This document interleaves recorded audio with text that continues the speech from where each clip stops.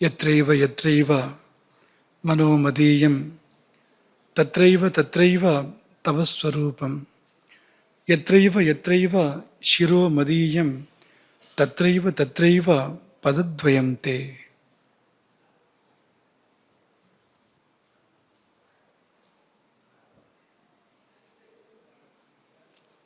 ಅನ್ನಪೂರ್ಣೆ ಸದಾ ಪೂರ್ಣೆ ಶಂಕರ ಪ್ರಾಣವಲ್ಲಭೆ ಜ್ಞಾನ ವೈರಾಗ್ಯ ಸಿದ್ಧ್ಯರ್ಥಂ ಭಿಕ್ಷಾಂ ದೇಹಿ ಚ ಪಾರ್ವತಿ.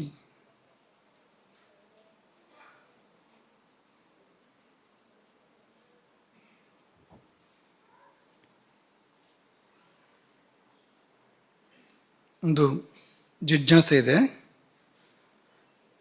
ಭಾರ್ಗವಿ, ಕೊಲ್ಲೂರು.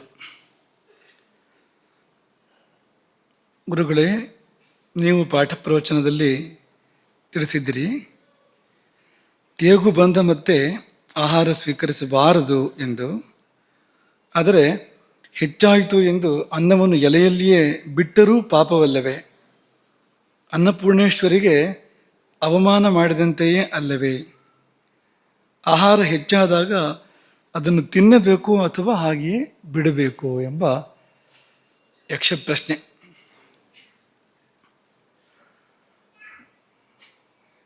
ಈ ಸಮಸ್ಯೆಯ ಮೂಲ ಎಲ್ಲಿದೆ ಅಂದರೆ, ಹೆಚ್ಚು ಬಡಿಸುವುದರಲ್ಲಿ ಮತ್ತು ಹೆಚ್ಚು ಹಾಕಿಸಿಕೊಳ್ಳುವುದರಲ್ಲಿ ಇದೆ. ತೇಗು ಬಂದ ಮೇಲೆ ಮುಂದುವರಿಸಬಾರದು ಊಟವನ್ನು, ಅದೇ ನಿಯಮ. ಚೂರುಪಾರು ಹೊರತುಪಡಿಸಿದರೆ ಮುಂದುವರಿಸಬಾರ್ದು ಊಟವನ್ನು, ಅಲ್ಲಿಗೆ ನಿಲ್ಲಿಸಬೇಕು. ಎಲೆಯಲ್ಲಿ ಉಳಿದ್ರೆ ಅಂದರೆ ಎಷ್ಟು ಬೇಕೋ ಅಷ್ಟೇ ಹಾಕ್ಸ್ಕೊಳ್ಬೇಕಾಗಿರುವಂಥದ್ದು, ಜಾಸ್ತಿ ಹಾಕ್ಸ್ಕೊಳ್ಬಾರ್ದು. ಅನ್ನವನ್ನು ಚೆಲ್ಲಿದರೂ ಪಾಪವೇ ಇದು. ಅನ್ನಂ ನ ನಿಂದ್ಯಾತ್, ಅನ್ನವನ್ನು ನಿಂದೆ ಒಳಪಡಿಸ್ಬೇಡ. ಯಚ್ಚಾನ್ನಂ ಅವಮಾನಿತಂ, ಹಾಗಾಗಿ ಅನ್ನಕ್ಕೆ ಅವಮಾನ ಆಗಬಾರ್ದು, ಸರಿಯೇ ಇದೆ. ಹಾಗಂತ ಹೆಚ್ಚಾಯಿತು ಅನ್ನೋ ಕಾರಣಕ್ಕೆಲ್ಲ ತಿಂದರೆ ಅದು ಕೂಡ ತೊಂದರೆಯೇ. ನಾವು ಹೀಗೆ ಮಾತಿಗೆ ಹೇಳೋದುಂಟು, ಬಿಟ್ಟರೆ ವ್ಯರ್ಥ. ತೇಗಿನ ನಂತರ, ಹೊಟ್ಟೆ ತುಂಬಿದ ನಂತರ ಉಳಿದ ಅನ್ನವನ್ನು ಬಿಟ್ಟರೆ ವ್ಯರ್ಥ ಅಂತ ಭಾವನೆ ಜನರದ್ದು. ಸೇವಿಸಿದರೆ ಅನರ್ಥ ಅಂತ. ಬಿಟ್ಟರೆ ವ್ಯರ್ಥ, ಸೇವಿಸಿದರೆ ಅನರ್ಥ ಅಂತ. ಎರಡರಲ್ಲಿ ಯಾವುದನ್ನು ಆರಿಸ್ಕೊಳ್ತೀರಿ? ಆಲೋಚನೆ ಮಾಡಿ. ಬಿಟ್ಟರೆ ವ್ಯರ್ಥ ಅನ್ನೋದು ಪರಿಪೂರ್ಣವಾಗಿ ವ್ಯರ್ಥ ಅಲ್ಲ ಬಿಟ್ಟರೆ. ಯಾಕೆಂದರೆ ನಮ್ಮ ಸುತ್ತಮುತ್ತ, ಮನೆ ಸುತ್ತಮುತ್ತ ಪ್ರಾಣಿ ಪಶು ಪಕ್ಷಿಗಳಿರ್ತವೆ, ಕ್ರಿಮಿಕೀಟಗಳಿರ್ತವೆ, ಅವರಿಗೆ ಸಲ್ಲಬೇಕು. ಅವೆಲ್ಲ ಯಾವುದೋ ಜನ್ಮದ ಒಡನಾಡಿಗಳು, ನಮ್ಮ ಒಡನಾಡಿಗಳು. ಹಾಗಾಗಿ ನಮ್ಮ ಸುತ್ತಮುತ್ತ ಬಂದಿರುವಂಥದ್ದು, ಋಣದ ಕಾರಣಕ್ಕೆ ಬಂದಿರುವಂಥದ್ದು, ಅವ್ರಿಗೆ ಸಲ್ಲಬೇಕು. ಹಾಗಾಗಿ ಕೊಂಚ ಕೊಂಚ ಬಿಡಬೇಕು. ಆಹಾರದಲ್ಲಿ ಸ್ವಲ್ಪ ಭಾಗವನ್ನು, ಬಹಳ ಸ್ವಲ್ಪ ಸ್ವಲ್ಪ ಭಾಗವನ್ನು ಬಿಡಬೇಕು ಆ ದೃಷ್ಟಿಯಿಂದ ಅಂತ. ಒಂದು ರಾಶಿ ಬಿಡಬಾರ್ದು, ಒಂದು ರಾಶಿ ಹಾಕ್ಸ್ಕೋಬಾರ್ದು, ಒಂದು ರಾಶಿ ಬಿಡಬಾರ್ದು. ಹಾಗಾಗಿ ಬಿಡಿಸೋರಿಗೂ ಜವಾಬ್ದಾರಿ ಬೇಕು, ಹಾಕಿಸ್ಕೊಳ್ಳೋರಿಗೂ ಕೂಡ ಜವಾಬ್ದಾರಿ ಬೇಕು.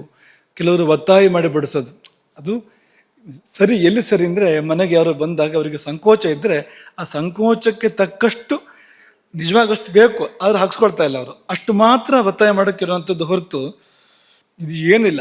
ಅದು ಯಮಶಿಕ್ಷೆ ಯಮದಂಡ ಎರಡೂ ಆಗುತ್ತೆ ಅಲ್ಲಿ ಅಂತ. ಯಾಕೆಂದರೆ ಅವನ ಪಾಪ ಹೇಳೋ ಹಾಗಿಲ್ಲ, ಹೇಳೋಕ್ಕೂ ಬಿಡೋದಿಲ್ಲ ಅವನನ್ನು. ಹಾಕೋದು ತಿನ್ನೋದು ಒತ್ತಾಯ ಮಾಡೋದು. ಹಾಗೆ ಮಾಡಿದ್ರಿಂದಾಗಿ ಅದು ಪಾಪವೂ ಹೌದು, ಆರೋಗ್ಯಕ್ಕೆ ದೋಷವೂ ಕೂಡ ಹೌದು. ಆ ತರಹ ಮಾಡಬಾರ್ದು. ಇನ್ನು ನಿನ್ನೆಯ ಮೇಲುಕನ ಒಂದು 5-10 ನಿಮಿಷ ಮಾತ್ರ, ತುಂಬ ಜಾಸ್ತಿ ಮಾಡುವಂಥ ಅಭಿಪ್ರಾಯ ಇಲ್ಲ. ನೆನಪಿದೆಯಾ? ನಿನ್ನೆ 2 ಅಂಶಗಳನ್ನು ಹೇಳಿದ್ವು. ನಲಚರಿತ್ರೆ ಪ್ರಾರಂಭ ಮಾಡೋದಕ್ಕಿಂತ ಮುಂಚೆ 2 ಅಂಶ ಹೇಳಿದ್ವು. ಯಾವ್ಯಾವುದಂತೂ ಸುಧನ್ವಾರಿ ಈಗಾಗಲೇ ಹೇಳಿಯಾಗಿದೆ ನನಗೆ. ನಿಮಗೆ ಸುಧನ್ವಾರಿ ತುಂಬ ಉಪಕಾರ ಮಾಡ್ತಾ ಇದ್ದಾರೆ. ಯಾಕೆಂದರೆ ಮೊದಲೇ ನಿಮಗೊಂಚೂರು ಸಿದ್ಧ ಆಗಿರ್ಲಿಕ್ಕೆ ಅನುಕೂಲ ಆಗೋ ಥರ ಮಾಡ್ತಾ ಇದ್ದಾರೆ. ಗುರುವಿನ ಕೆಲಸವೇ ಅವ್ರು ಮಾಡ್ತಾ ಇರುವಂಥದ್ದು. ಬೇರೆಯವರು ಬಂದಿರ್ತಾರೆ, ಅವ್ರಿಗೆ ನಿನ್ನೆ ಏನು ಅಂತ ಗೊತ್ತಿದ್ರೆ ಇವತ್ತಿನ ಪಾಠ ಕೇಳೋದು ಸುಲಭ ಆಗುತ್ತೆ ಅಂತ ಅವ್ರ ಮನಸ್ಸು. ಆದರೆ ನಿಮಗೊಂದು ಸ್ವಲ್ಪ ಸಹಾಯ ಆಗ್ತಾ ಇದೆ ಅದರಲ್ಲಿ. ಇರಲಿ, ತೊಂದರೆ ಇಲ್ಲ.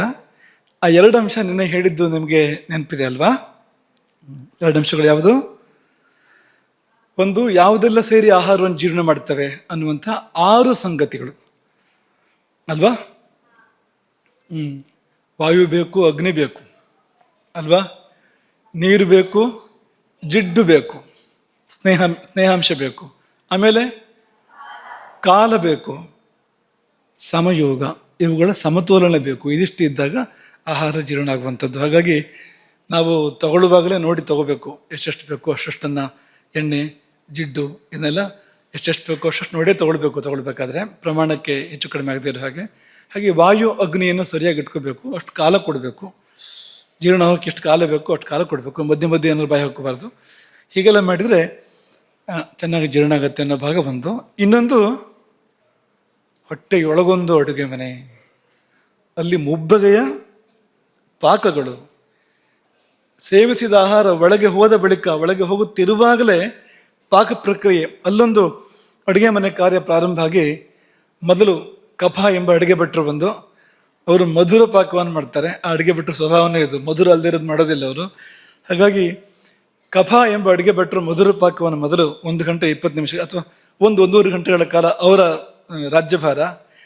ಅವರು ಹೋಗಿ ಪಿತ್ತ ಎಂಬ ಅಡುಗೆ ಭಟ್ರು ಬರ್ತಾರೆ. ಆಮೇಲೆ ಅವರು ಎಲ್ಲ ಹುಳಿ ಮಾಡ್ತಾರೆ, ನಿಂಬೆ ಹುಳಿ ಹಿಂಡ್ತಾರೆ, ಎಲ್ಲದಕ್ಕೂ ಹುಣಸೆ ಹಣ್ಣು ಹಾಕಿ ಪೂರ್ತಿ ಹುಳಿ ಆಗುತ್ತೆ. ಅಷ್ಟೊತ್ತಿಗೆ ಅದು ಆಹಾರ ಅಲ್ಲಿಂದ ಕೆಳಗೆ ಬರೋಕ್ಕೆ ಶುರುವಾಗುತ್ತೆ. ಆಮಾಶಯದಿಂದ ಪಕ್ವಾಶಯದ ಕಡೆಗೆ ಪಿತ್ತ ಬಂದಾಗ ಎಲ್ಲ ಪಕ್ವ ಆಗುತ್ತಲ್ವಾ. ಆಮೇಲೆ ಬರ್ತಾರೆ ನೋಡಿ, ಯಾರು? ವಾತ ಭಟ್ರು ಅಂತ ಆಮೇಲೆ ಬರೋದು ಅಂತ. ಈ ವಾತ ಭಟ್ರು ಪೂರ್ತಿ ಮೆಣಸಿನಕಾಯಿ ಹಾಕಿ ಖಾರ ಮಾಡಿಟ್ಬಿಡ್ತಾರೆ. ಹಾಗೆ ಆ ಅಡುಗೆ ಕೊನೆ ಭಾಗ ಏನು ಅಂದರೆ ಕಟುಪಾಕ, ಕೊಟ್ಟ ಕೊನೆ ಇದು ಹೀಗಾಗತ್ತೆ. ಹಾಗಾಗಿ ಇದು 3 ನಡೆಯುತ್ತೆ. ನಮ್ಮ ಹೊಟ್ಟೆಯಲ್ಲಿ ನಡೀತಾನೆ ಇರುತ್ತೆ ಪ್ರತಿನಿತ್ಯವೂ ಕೂಡ. 3 ಸಮಯಗಳು, ಊಟದ ನಂತರ ಜೀರ್ಣ ಆಗೋದಕ್ಕಿರೋ ಸಮಯದ 3 ಭಾಗ ಮಾಡಿದರೆ ಕಫಕಾಲ, ಪಿತ್ತಕಾಲ, ವಾತಕಾಲ, ಮಧುರ ಪಾಕ, ಅಮ್ಲಪಾಕ, ಕಟುಪಾಕ. ಈ ಮುಬ್ಬಗೆಯ ಪಾಕಗಳು ನಮ್ಮೊಳಗೆ ಏರ್ಪಡ್ತವೆ. ಅದರಲ್ಲಿ ಮಧುರ ಪಾಕವಿರುವಾಗಲೇ ಮಲಗಿ ನಿದ್ದೆ ಮಾಡಬೇಕು. ರಾತ್ರಿಗಿರೋದಿದು, ಹಗಲು ನಿದ್ದೆ ಮಾಡಿಕೊಡೋದು. ರಾತ್ರಿ ಊಟವಾದ ಬಳಿಕ ಮಧುರ ಪಾಕ ನಡೀತಾ ಇರೋ ಹೊತ್ತಿನಲ್ಲಿ ಸುಮಾರು 1-1.5 ಗಂಟೆ ಸಮಯ ನಮಗೆ ನಮ್ಮ ಜೀರ್ಣಶಕ್ತಿಗೆ ತಕ್ಕಂತೆ ಒಟ್ಟು ಹೊತ್ತು ಎಷ್ಟು ಬೇಕೋ ಜೀರ್ಣ ಆಗೋದಕ್ಕೆ ಅದರ 1/3 ಪಾಲಿನಷ್ಟು ಹೊತ್ತಿನ ಒಳಗೆ ನಾವು ಮಲಗಬೇಕು. ಕೂಡಲೇ ಅಲ್ಲ, ಊಟ ಆದ ಕೂಡಲೇ ಅಲ್ಲ, ಒಂದು ಸ್ವಲ್ಪ ಹೊತ್ತು ಬಿಟ್ಟು. ಅದು ಕಫವೃದ್ಧಿ ಅಂತ ನಾನು ಹೇಳಿದ್ವು ಅಲ್ವಾ. 4 ರೀತಿಯಿಂದ ಕಫ ನಮ್ಮನ್ನು ಆವರಿಸುತ್ತೆ ಹೀಗೆ ಮಾಡಿದರೆ ಎಂಬುದಾಗಿ ನಾನು ಹೇಳಿದ್ವು. ಪೂರ್ವರಾತ್ರ ಅದು ಕಫಕಾಲ, ಆಹಾರ ತಗೊಂಡ್ರೆ ಕಫವೃದ್ಧಿ. ಆಮೇಲೆ ಒಳಗೆ ಆ ಜೀರ್ಣ ಪ್ರಕ್ರಿಯೆಯಲ್ಲಿ ಕಫಕಾಲ ನಡೀತಾ ಇದೆ. ಜೀರ್ಣ ಪ್ರಕ್ರಿಯೆಯನ್ನು 3 ಭಾಗ ಮಾಡಿದರೆ ಕಫಕಾಲ ನಡೀತಾ ಇದೆ, ಅದು ಕೂಡ ಅದುವೇ. ಮತ್ತೆ ನಿದ್ದೆ, ಅದು ಕಫವೃದ್ಧಿಯನ್ನೇ ಮಾಡುವಂಥದ್ದು. ಇಷ್ಟೂ ಸೇರಿದಾಗ ಪೂರ್ಣ ವಿಶ್ರಾಂತಿ. ಯಾಕೆಂದರೆ ಕಫವೇ ನಮಗೆ ವಿಶ್ರಾಂತಿಯನ್ನು ಕೊಡುವಂಥದ್ದು. ಕಫ ಅಂದರೆ ಈ ತುಪ್ಪ ಕಫ ಅಂತ ಅನ್ಕೋಬೇಡಿ, ಅದಲ್ಲ. ಅದು ಇದರ ಒಂದು ಸಣ್ಣ ಕುರುಹು ಅಷ್ಟೇ. ಆ ತುಪ್ಪ ಕಫ ಏನಿದೆ, ಈ ಹಸಿವು ಅನ್ನೋದು ಅಗ್ನಿಯ ಸಣ್ಣ ಕುರುಹು ಇದ್ದಾಗೆ, ಉಸಿರಾಟ ಅನ್ನೋದು ವಾಯುವಿನ ಸಣ್ಣ ಕುರುಹು ಇದ್ದಾಗೆ, ಕಫದ ಒಂದು ಸಣ್ಣ ಕುರುಹು ನಾವು ತುಪ್ಪ ಅಂತದ್ದು. ಆದರೆ ಆ ಶಕ್ತಿ ಒಳಗೆ ಕೆಲಸ ಮಾಡ್ತಾ ಇದೆ. ಅದು ಮಹಾವಿಷ್ಣು ಸ್ವರೂಪ, ಆ ಶಕ್ತಿ ಇದು, ಕಫ ಎನ್ನುವ ಶಕ್ತಿ ಇದು. ಅದು ನಮ್ಮೊಳಗೆ ಕೆಲಸ ಮಾಡ್ತಾ ಇದೆ. ಬೇರೆ ಬೇರೆ ಬಗೆಯ ಪ್ರಕ್ರಿಯೆಗಳನ್ನು ಅದು ನಡೆಸ್ತಾ ಇದೆ. ಅದು ನಿದ್ದೆ ಅದರಿಂದ ಅಂತ.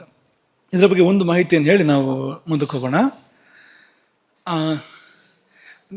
ನಿನ್ನೆ ಹೇಳಿದ್ದಕ್ಕೆ ಅದು ಚೂರುಪೂರ್ವಕವಾಗಿ ಸೂತ್ರ, ಅದೊಂದು ಸೂತ್ರದ ಹಾಗಿದೆ. ವಯೋಹೋ ರಾತ್ರಿ ಭುಕ್ತಾನಾಂ ತೇಂತ ಮಧ್ಯಾದಿಗ ಕ್ರಮಾತ್. ಗೊತ್ತಿದೆಯಾ? ಅದೇ, ಅದರಲ್ಲಿ ಏನಂದರೆ ಸಾಮಾನ್ಯವಾಗಿ ಎಲ್ಲವೂ 3 ಭಾಗ ಆಗುತ್ತೆ ಜೀವನದಲ್ಲಿ. ಮೊದಲನೇ ಭಾಗ ಕಫ ಇರುತ್ತೆ, 2ನೇ ಭಾಗ ಪಿತ್ತ ಇರುತ್ತೆ, 3ನೇ ಭಾಗ ವಾತ ಇರುತ್ತೆ. ಬಾಲ್ಯ ಅನ್ನೋದು ಕಫ ಅಲ್ವಾ. ಮಗು ಮೃದುವಾಗಿರುತ್ತೆ, ಮುಟ್ಟಿದ್ರು ಕೂಡ ಅದು ಕಫ, ಅದು ಅಲ್ವಾ. ಕಫದ ಕಾಟವೂ ಜಾಸ್ತಿ ಇರುತ್ತೆ ಆ ಸಮಯದಲ್ಲಿ, ಕಫ ಪ್ರಧಾನವಾಗಿರುತ್ತೆ. ಮಾಧುರ್ಯ, ಅದು ಮಾತಾಡಿದ್ರೂ ಮುದ್ದು, ನಡೆದ್ರೂ ಮುದ್ದು, ತೊದಲಿದ್ರೂ ಮುದ್ದು, ಆ ಮಾಧುರ್ಯ ಅದೆಲ್ಲ ಕಫ ಅದು. ಹಾಗೆ ಯೌವನಕ್ಕೆ ಬಂದಾಗ ಪಿತ್ತ, ಬಿಸಿ ಅಲ್ವಾ, ಬಿಸಿ ರಕ್ತ ಅಂತ ಹೇಳ್ತಾರಲ್ಲ, ಅದು ಪಿತ್ತ. ಅದು ಆಗ ಉತ್ಸಾಹ, ಕೋಪ ಎಲ್ಲ ಜಾಸ್ತಿ ಇರುತ್ತೆ ಆ ಸಮಯದಲ್ಲಿ. ಮುಪ್ಪು ಬಂದಾಗ ವಾತ. ಹಾಗಾಗಿ ಅಲ್ಲಿ ನೋವು ಇಲ್ಲಿ ನೋವು ಎಲ್ಲ ಶುರುವಾಗುತ್ತೆ ನೋಡಿ. 40-50 ವರ್ಷ ಆಗ್ತಿರ ಹಾಗೇನೆ ಮಂಡಿ ನೋವು ಅಂದರು, ಸೊಂಟ ನೋವು ಅಂದರು, ಬೆನ್ನು ನೋವು ಅಂದರು, ಎಲ್ಲ ಪ್ರಾರಂಭ ಆಗುತ್ತೆ ನೋಡಿ. ಅದು ವಾತ ಅದು ಅಂತ.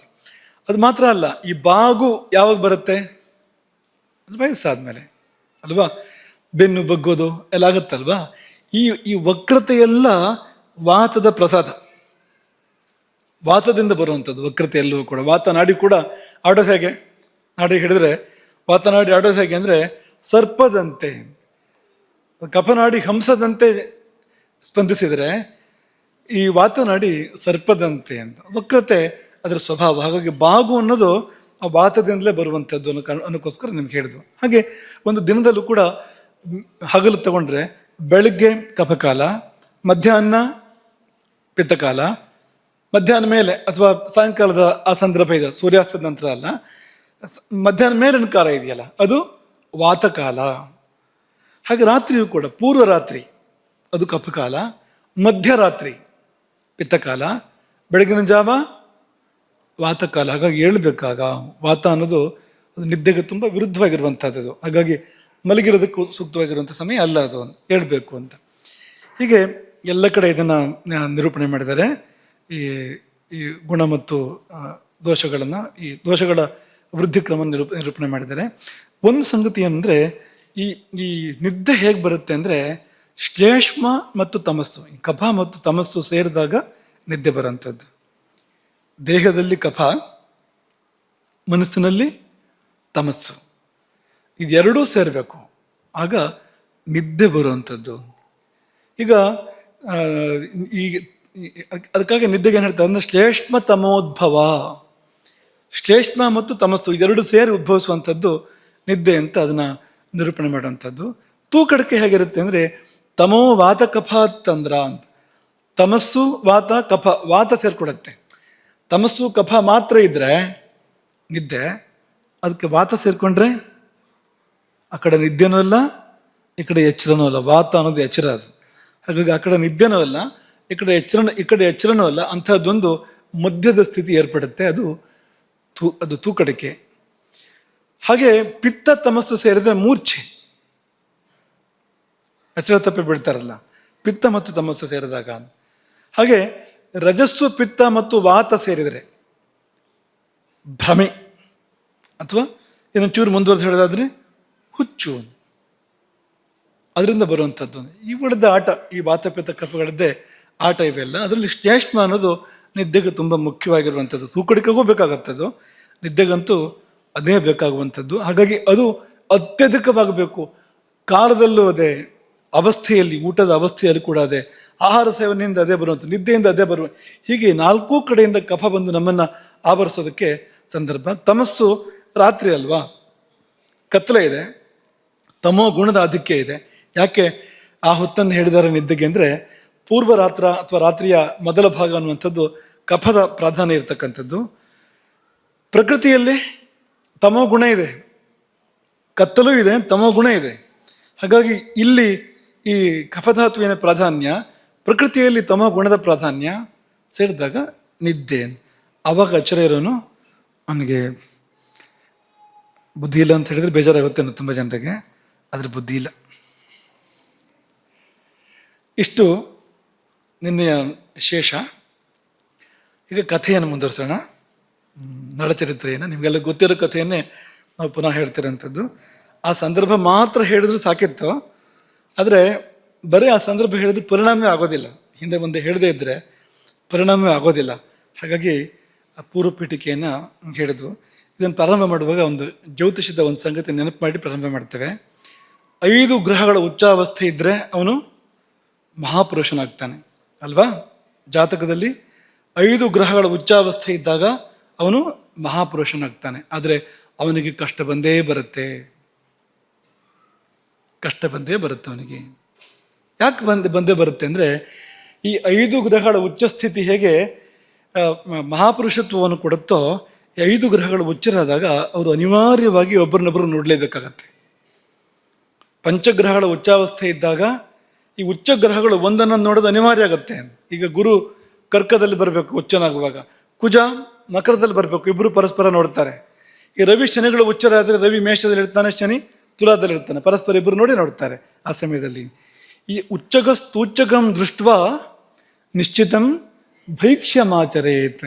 ಉಚ್ಚಗ್ರಹ ಮತ್ತೊಬ್ಬ ಉಚ್ಚಗ್ರಹನ ನೋಡಿಬಿಟ್ರೆ ಪರಸ್ಪರ ನೋಡಿಕೊಂಡ್ರೆ ಅವರು ನೋಡಿದ್ರೆ ಸಾಕು, ಒಬ್ಬ ಮತ್ತೊಬ್ಬನ ನೋಡಿದ್ರೆ ಸಾಕು, ಪರಸ್ಪರ ನೋಡ್ಕೊಂಡ್ರಂತೂ ನಿಶ್ಚಯವಾಗಿಯೂ ಅವನು ಭಿಕ್ಷೆ ಎತ್ತುತ್ತಾನೆ. ಭಿಕ್ಷೆ ಎತ್ತುತ್ತಾನೆ ಅಂದ್ರೆ ಏನು? ಏನಿಲ್ಲದ ಸ್ಥಿತಿ ಬರುತ್ತೆ ಅವನಿಗೆ, ಜೀವನದಲ್ಲಿ ಏನೂ ಇಲ್ಲದಿರೋ ಸ್ಥಿತಿ ಬರುತ್ತೆ. ಈ ನರನ ವ್ಯಕ್ತಿತ್ವ ನೋಡಿದಾಗ ಖಂಡಿತವಾಗಿ ಅವನಿಗೆ ಪಂಚಗ್ರಹಗಳ ಉಚ್ಚಾವಸ್ಥೆ ಇರಬೇಕು ಅಂತ ಅನ್ಸುತ್ತೆ. ಯಾಕಂದ್ರೆ ಅಂಥ ಒಂದು ಅತ್ಯದ್ಭುತವಾದ ಯುಗಕ್ಕೊಂದು ಎನ್ನುವಂಥ ವ್ಯಕ್ತಿತ್ವ ಅದು ನಲನದ್ದು. ಹಾಗಾಗಿ ಜಾತಕ ನೋಡಬೇಕು ಅಂತಿಲ್ಲ. ಈಗ ಜಾತಕ ನೋಡಿ ಹೇಗೆ ಫಲ ಹೇಳ್ಬೋದೋ, ಫಲ ನೋಡಿ ಜಾತಕನೂ ಹೇಳ್ಬೋದು ಹಾಗೆ. ಹಾಗಾಗಿ ನಲನನ್ನು ನೋಡಿದರೆ ಅವನ ಜಾತಕವನ್ನು ಅಂದಾಜು ಮಾಡ್ಬೋದು. ಇದು ಪಂಚಗ್ರಹಗಳ ಉಚ್ಚ ಸ್ಥಿತಿಯ ಜಾತಕ ಅಂತ ಅಂದಾಜು ಮಾಡ್ಬೋದು. ಪಕ್ಕದಲ್ಲಿಯೇ ಅವನ ಜೀವನದಲ್ಲಿ ಬಂದ ಸ್ಥಿತಿ ಇದೆಯಲ್ಲ, ಏನು ಸ್ಥಿತಿ ಅಂದರೆ ಎಲ್ಲವನ್ನೂ ಕಳ್ಕೊಳ್ತಾನೆ. ರಾಜ್ಯವನ್ನು ಕಳ್ಕೊಳ್ತಾನೆ, ಇಷ್ಟ ಮಿತ್ರ ಬಂಧುಗಳ ಒಂದು ಸಂಯೋಗ ಅದನ್ನು ಕಳ್ಕೊಳ್ತಾನೆ. ಹೊಟ್ಟೆಗೇನಿಲ್ಲ, ಹಸಿವು, ಕಾಡಿನೆಲ್ಲ ಅಲಿತಾನೆ. ಉಟ್ಟ ಬಟ್ಟೆಯನ್ನು ಕೂಡ ಪಕ್ಷಿಗಳು ಕದ್ಕೊಂಡು ಹೋಗ್ತವೆ, ಮಾಯಾ ಪಕ್ಷಿಗಳು ಉಟ್ಟ ಬಟ್ಟೆಯನ್ನು ಕೂಡ ಅಪಹರಣ ಮಾಡ್ಕೊಂಡು ಹೋಗ್ತವೆ. ಹೆಂಡತಿಯನ್ನು ಕಳ್ಕೊಳ್ತಾನೆ ಅದೇ ಸ್ಥಿತಿಯಲ್ಲಿ, ಅವನಾಗೆ ಕಳ್ಕೊಳ್ತಾನೆ ಹೆಂಡತಿಯನ್ನು ಕೂಡ. ಕಲಿಪ್ರಭಾವ ಅಲ್ಲಿಗೆ ಪೂರ್ತಿ ಸೊನ್ನೆ ಆಯಿತು ಅಂತ, ಏನು ಉಳಿಲಿಲ್ಲ ಅಂತ. ಹುಟ್ಟುವಾಗ ಹೇಗೆ ಬಂದಿದ್ನೋ ಹಾಗೆ ಅಂತ. ಅಂತ ಒಂದು ಸ್ಥಿತಿಯ ನೋಡಿ ಆಯ್ತು. ಒಂದು ರೂಪ ಹೊಂದಿತ್ತು ಅವನಿಗೊಂದು. ನಲ ಎಲ್ಲಿ ಹೋದ್ರು ಕೂಡ ಜನ ಗುರುತಿಸ್ತಾ ಇದ್ರು, ಅಂತ ರೂಪ ಇತ್ತು, ಅದು ಹೋಯ್ತು. ಅಂದ್ರೆ ಎಲ್ಲವನ್ನೂ ಕಳ್ಕೊಳ್ಳೋದು ಅನ್ನೋದಕ್ಕೆ ನಲನಿಗಿಂತ ದೊಡ್ಡ ದೃಷ್ಟಾಂತವೇ ಬೇರೆ ಇಲ್ಲ. ರಾಮನು ಕಳ್ಕೊಂಡಿದ್ದಾನೆ, ಇಷ್ಟಲ್ಲ, ನಲನಷ್ಟಲ್ಲ. ಉಟ್ಟ ಬಟ್ಟೆ ಕಳ್ಕೊಳ್ಳೋ ಪ್ರಮೇಯ ಬರಲಿಲ್ಲ ರಾಮನಿಗೆ, ಅಥವಾ ರೂಪ ಪರಿವರ್ತನೆ ಆಗಲಿಲ್ಲ ರಾಮನದ್ದು. ಕಾರಣ ಅವತಾರ ಪುರುಷ ಅವನು, ಅದು ವ್ಯತ್ಯಾಸ ಆಗೋದೇ ಅಲ್ಲದು. ಅಲ್ಲಿ ಹೇಗೋ ಇಲ್ಲೂ ಹಾಗೆ, ಅದಕ್ಕೆ ಅವತಾರ ಅಂತ ಕರೆಯೋದು. ಅಲ್ಲಿ ಇಲ್ಲಿ ವ್ಯತ್ಯಾಸ ಬರಬಾರದು ಅವತಾರಕ್ಕೆ ಅಂತ. ಹಾಗಾಗಿ ಅಲ್ಲಿ ನಾವು ಅದನ್ನು ಕಾಣೋದಿಲ್ಲ ಅಂತ. ಹೀಗೊಂದು ಪರಿಸ್ಥಿತಿ ನಲನಿಗೆ ಬಂತು ನೋಡಿ. ಆದರೆ ಅಲ್ಲಿಯೇ ಅವರ ಸಾಮರ್ಥ್ಯ ಪ್ರಕಟ ಆಗುವಂಥದ್ದು.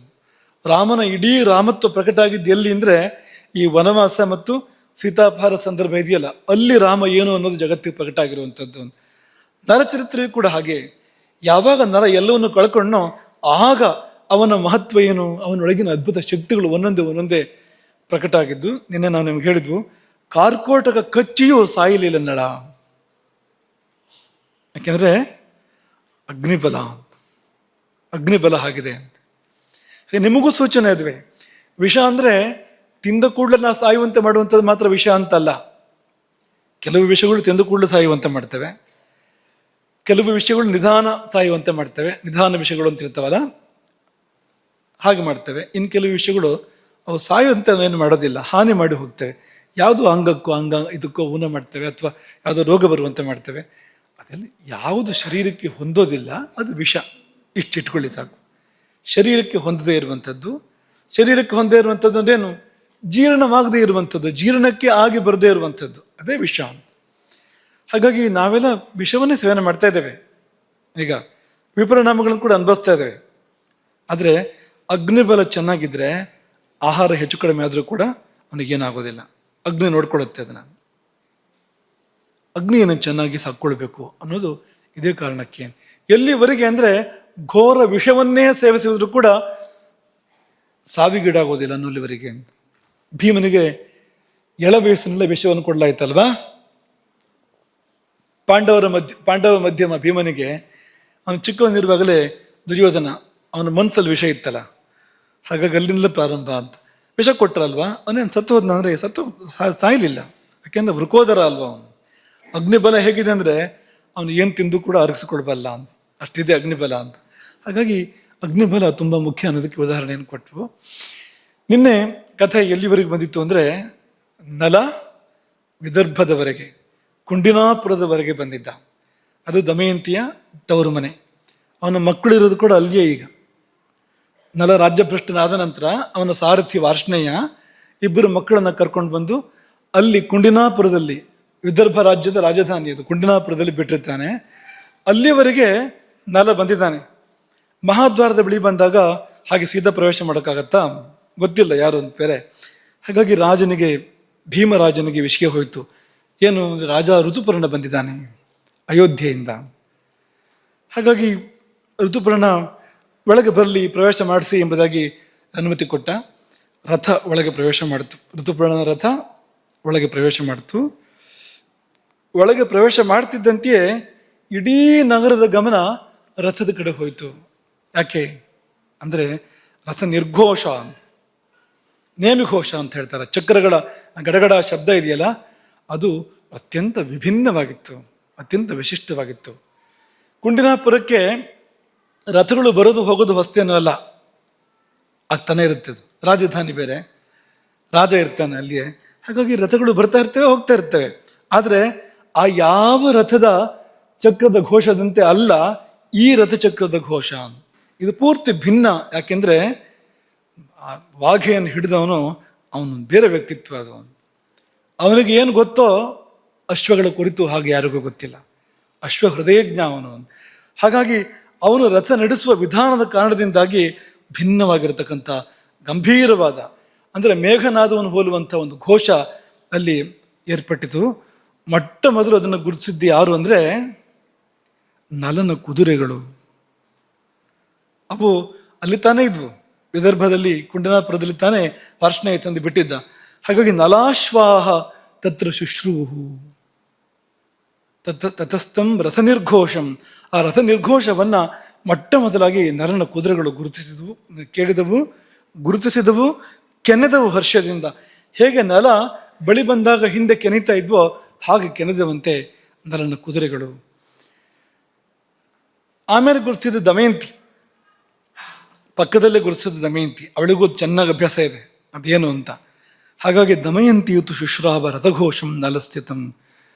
ಮೋಡದ ಸದ್ದಿನಂತೆ, ಗಂಭೀರವಾಗಿರ್ತಕ್ಕಂಥ ಮಳೆಗಾಲದ ಮೋಡದ ಸದ್ದಿನಂತೆ ಇರ್ತಕ್ಕಂಥ ರಥಧ್ವನಿಯನ್ನು ಕೇಳಿದಾಗ ಅವಳಿಗೆ ಕೂಡಲೇ ಮನಸ್ಸಿಗೆ ಬಂದಿದ್ದು ನಲ ಬಂದ ಭಾವನೆ, ಅವಳಿದ್ದು ಹೃದಯದ ಭಾವನೆ.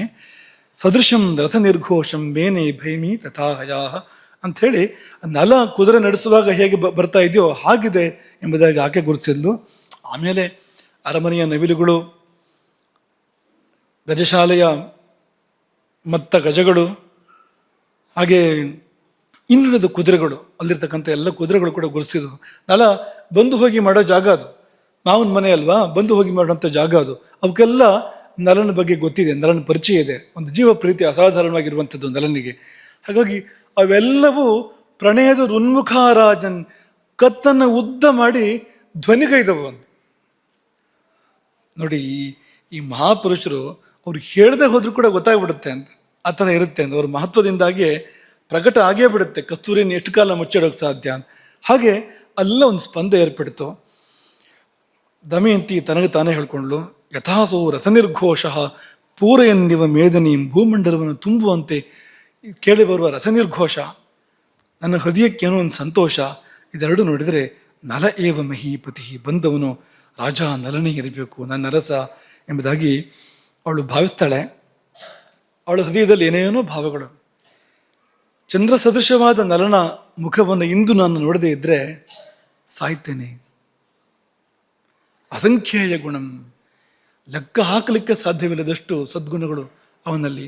ಅವನನ್ನು ಕಾಣದಿದ್ರೆ ಸಾಯ್ತೇನೆ. ನ ಸಂಶಯ ವಿನಂಕ್ಷ್ಯಾಮಿ ನ ಸಂಶಯ. ಇಂದು ಅವನ ಸ್ಪರ್ಶ ಸುಖ ನನಗೆ ಸಿಗದೇ ಇದ್ರೆ, ಇಂದು ನನ್ನೆಡೆಗೆ ಅವನು ನಡೆದು ಬರದೇ ಇದ್ರೆ, ನಲ ಹೇಗೆ ಅಂದರೆ ಮಹಾಸಿಂಹದಂತೆ ಅವನ ನಡಿಗೆ, ಅಥವಾ ಮದಿಸಿದ ಗಜದಂತೆ ಅವನ ನಡಿಗೆ. ಅಂಥ ನಡಿಗೆಯಲ್ಲಿ ನನ್ನಡೆಗೆ ಅವನು ನಡೆದು ಬರದೇ ಇದ್ರೆ ಪ್ರವೇಕ್ಷಾಮಿ ಹುತಾಶನಂ, ಅಗ್ನಿ ಪ್ರವೇಶ ಮಾಡ್ತೇನೆ. ಹೀಗೆಲ್ಲ ತನಗೆ ತಾನೇ ಹೇಳ್ಕೊಳ್ತಾಳೆ. ಅವನ ಗುಣಗಳನ್ನು ಸ್ಮರಣೆ ಮಾಡ್ಕೊಳ್ತಾಳೆ. ಒಂದು ಸುಳ್ಳು ಅವನು ಹೇಳಿದ್ದು ನೆನಪಿಲ್ಲ ನನಗೆ. ಎಷ್ಟು ವರ್ಷದ ದಾಂಪತ್ಯದಲ್ಲಿ ನಸ್ಮರಾಮ್ ಎಂದತಂ ಕಿಂಚಿತು, ಒಂದು ಸುಳ್ಳು ಹೇಳಲಿಲ್ಲ. ಕೆಲವರು ಬೇರೆ ಎಲ್ಲೂ ಸುಳ್ಳು ಹೇಳದೇ ಇದ್ರು ಹೆಂಡತಿ ಹತ್ರ ಸುಳ್ಳು ಹೇಳ್ತಾ ಇರ್ತಾರೆ. ಇನ್ನು ಕೆಲವರು ಹೆಂಡತಿ ಹತ್ರ ಮಾತ್ರ ಸತ್ಯ ಹೇಳ್ತಾರೆ, ಬೇರೆ ಕಡೆಲ್ಲ ಸುಳ್ಳು ಹೇಳ್ತಾ ಇರ್ತಾರೆ. ಎರಡು ಥರದ ವರ್ಗ ಸಿಗುತ್ತೆ ನಮಗೆ. ಆದರೆ ಇದು ಹಾಗಲ್ಲ, ಅಲ್ಲೂ ಇಲ್ಲ ಎಲ್ಲೂ ಇಲ್ಲ, ಸುಳ್ಳ ಇಲ್ಲ. ನಸ್ಮರಾಮ್ ಅಪಕಾರತಾಂ, ಅಪಕಾರ ಇಲ್ಲ. ದಮಯಂತಿ ತುಂಬ ಹತ್ತಿರದಿಂದ ನಡೆದನ್ನು ನೋಡಿದವಳು, ಅವನು ಯಾರಿಗೂ ಅಪಕಾರ ಮಾಡಲಿಲ್ಲ. ನಲ ಅಂತ ಅಚ್ಚ ಪರ್ಯುಷಿತಂ ವಾಕ್ಯಂ.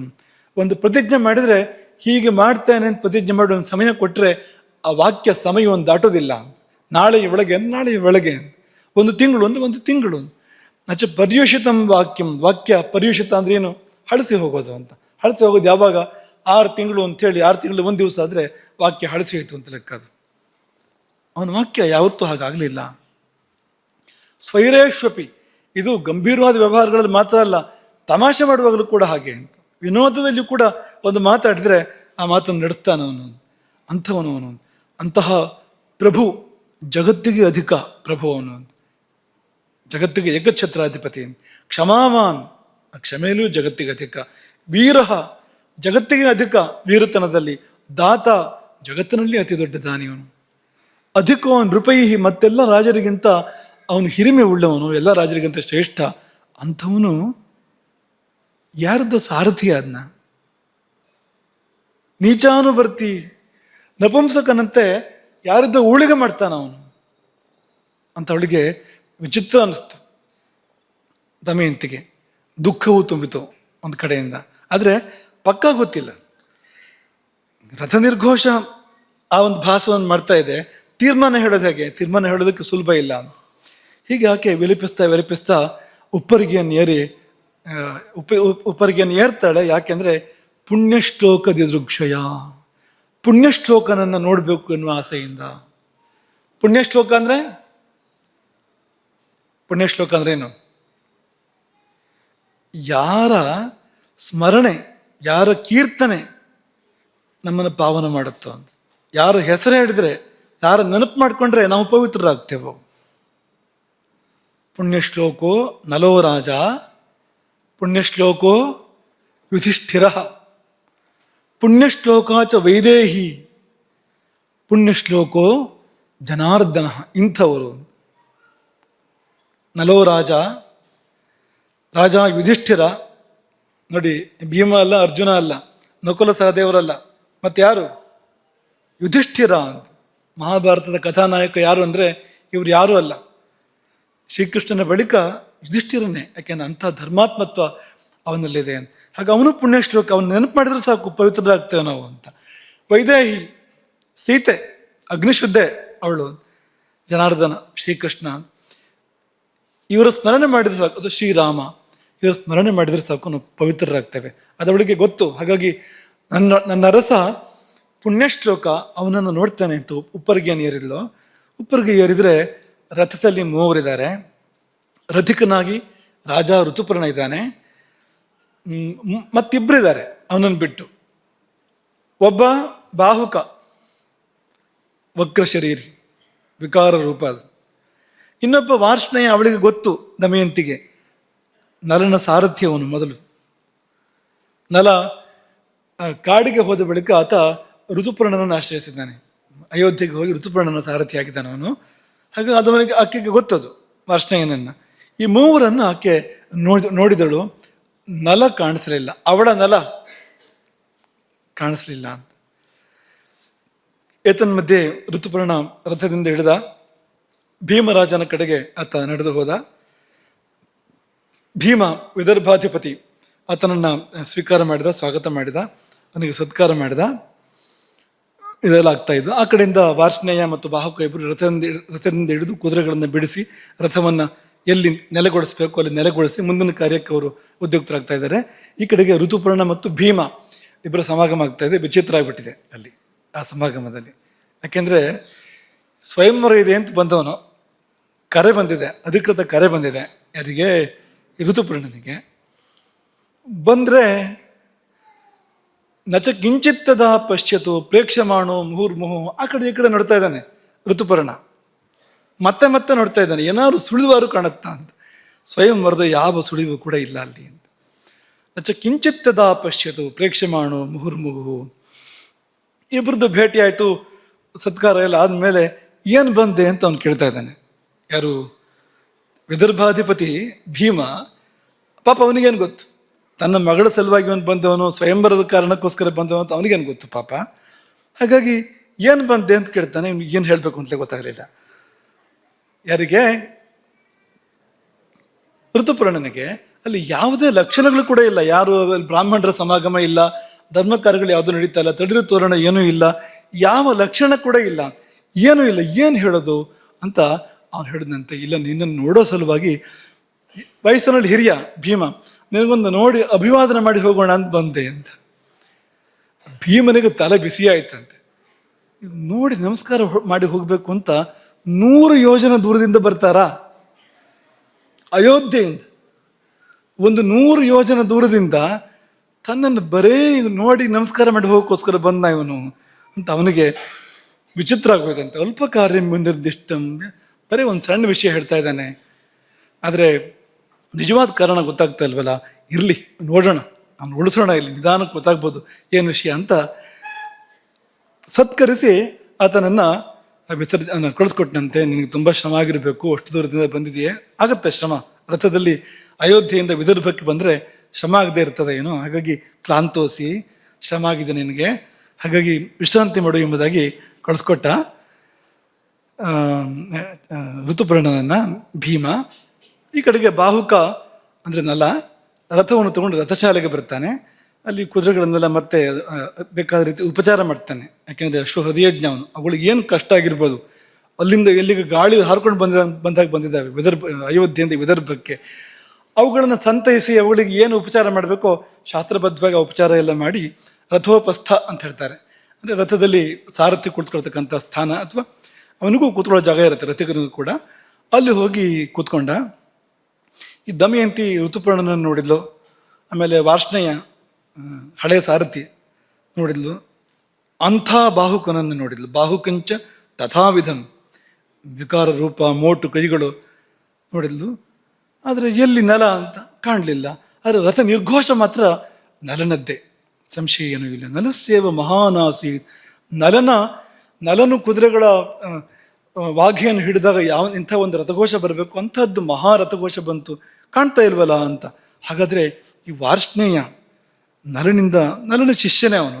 ವಾರ್ಷ್ಣೇಯ ಕಲ್ತು ಬಿಟ್ಟಿದ್ದಾನ ಪೂರ್ತಿ ಅಂತ. ಅಶ್ವಹೃದಯವನ್ನು ಪೂರ್ತಿ ಅವನು ಕರಗತ ಮಾಡಿಕೊಂಡು ನಲನ ಹಾಗೆ ರಥ ನಡೆಸೋದಕ್ಕೆ ಶುರು ಮಾಡಿದ್ನ ವಾರ್ಷ್ಣೇಯ ಅಂತ ಆಕೆಗೆ ಪ್ರಶ್ನೆ. ಅಥವಾ ಋತುಪರ್ಣನಿಗೆ ಕೂಡ ನಲನ ಹಾಗೆ ಅವನಿಗೂ ಗೊತ್ತಿದೆಯಾ ಅಶ್ವಹೃದಯ ಅಂತ ಅವಳಿಗೆ ಜಿಜ್ಞಾಸೆ. ಸುಮ್ಮನೆ ಜಿಜ್ಞಾಸೆ ಆದರೆ ಅದಕ್ಕೆ ತೀರ್ಮಾನ ಬೇಕು ಅಂತಿಲ್ಲ. ಇಲ್ಲಿ ತೀರ್ಮಾನ ಅನಿವಾರ್ಯ. ದಮಯಂತಿಗೆ ಪತ್ತೆ ಹಚ್ಚಲೇಬೇಕು. ಹಾಗಾಗಿ ಆಕೆ ಆ ಪತ್ತೆ ಹಚ್ಚುವ ಕಾರ್ಯಕ್ಕೆ ಮುಂದಾಗ್ತಾಳೆ. ಅದು ಮೊದಲೇ ಶುರುವಾಗಿದೆ, ಅದು ಮುಂದುವರಿತಾ ಇದೆ. ಅದು ಕೇಶಿನಿ ಅಂತ ಆಕೆಯ ಸಖಿ, ಸೇವಕಿ, ಆಕೆಯನ್ನು ಕಳುಹಿಸಿಕೊಡ್ತಾಳೆ. ಹೋಗು, ಆ ಬಾಹುಕನ ಹತ್ರ ಹೋಗು. ನನಗೇನೋ ಇವನನ್ನು ನೋಡಿದರೆ ಏನೋ ಸಂಶಯ ನನಗೆ.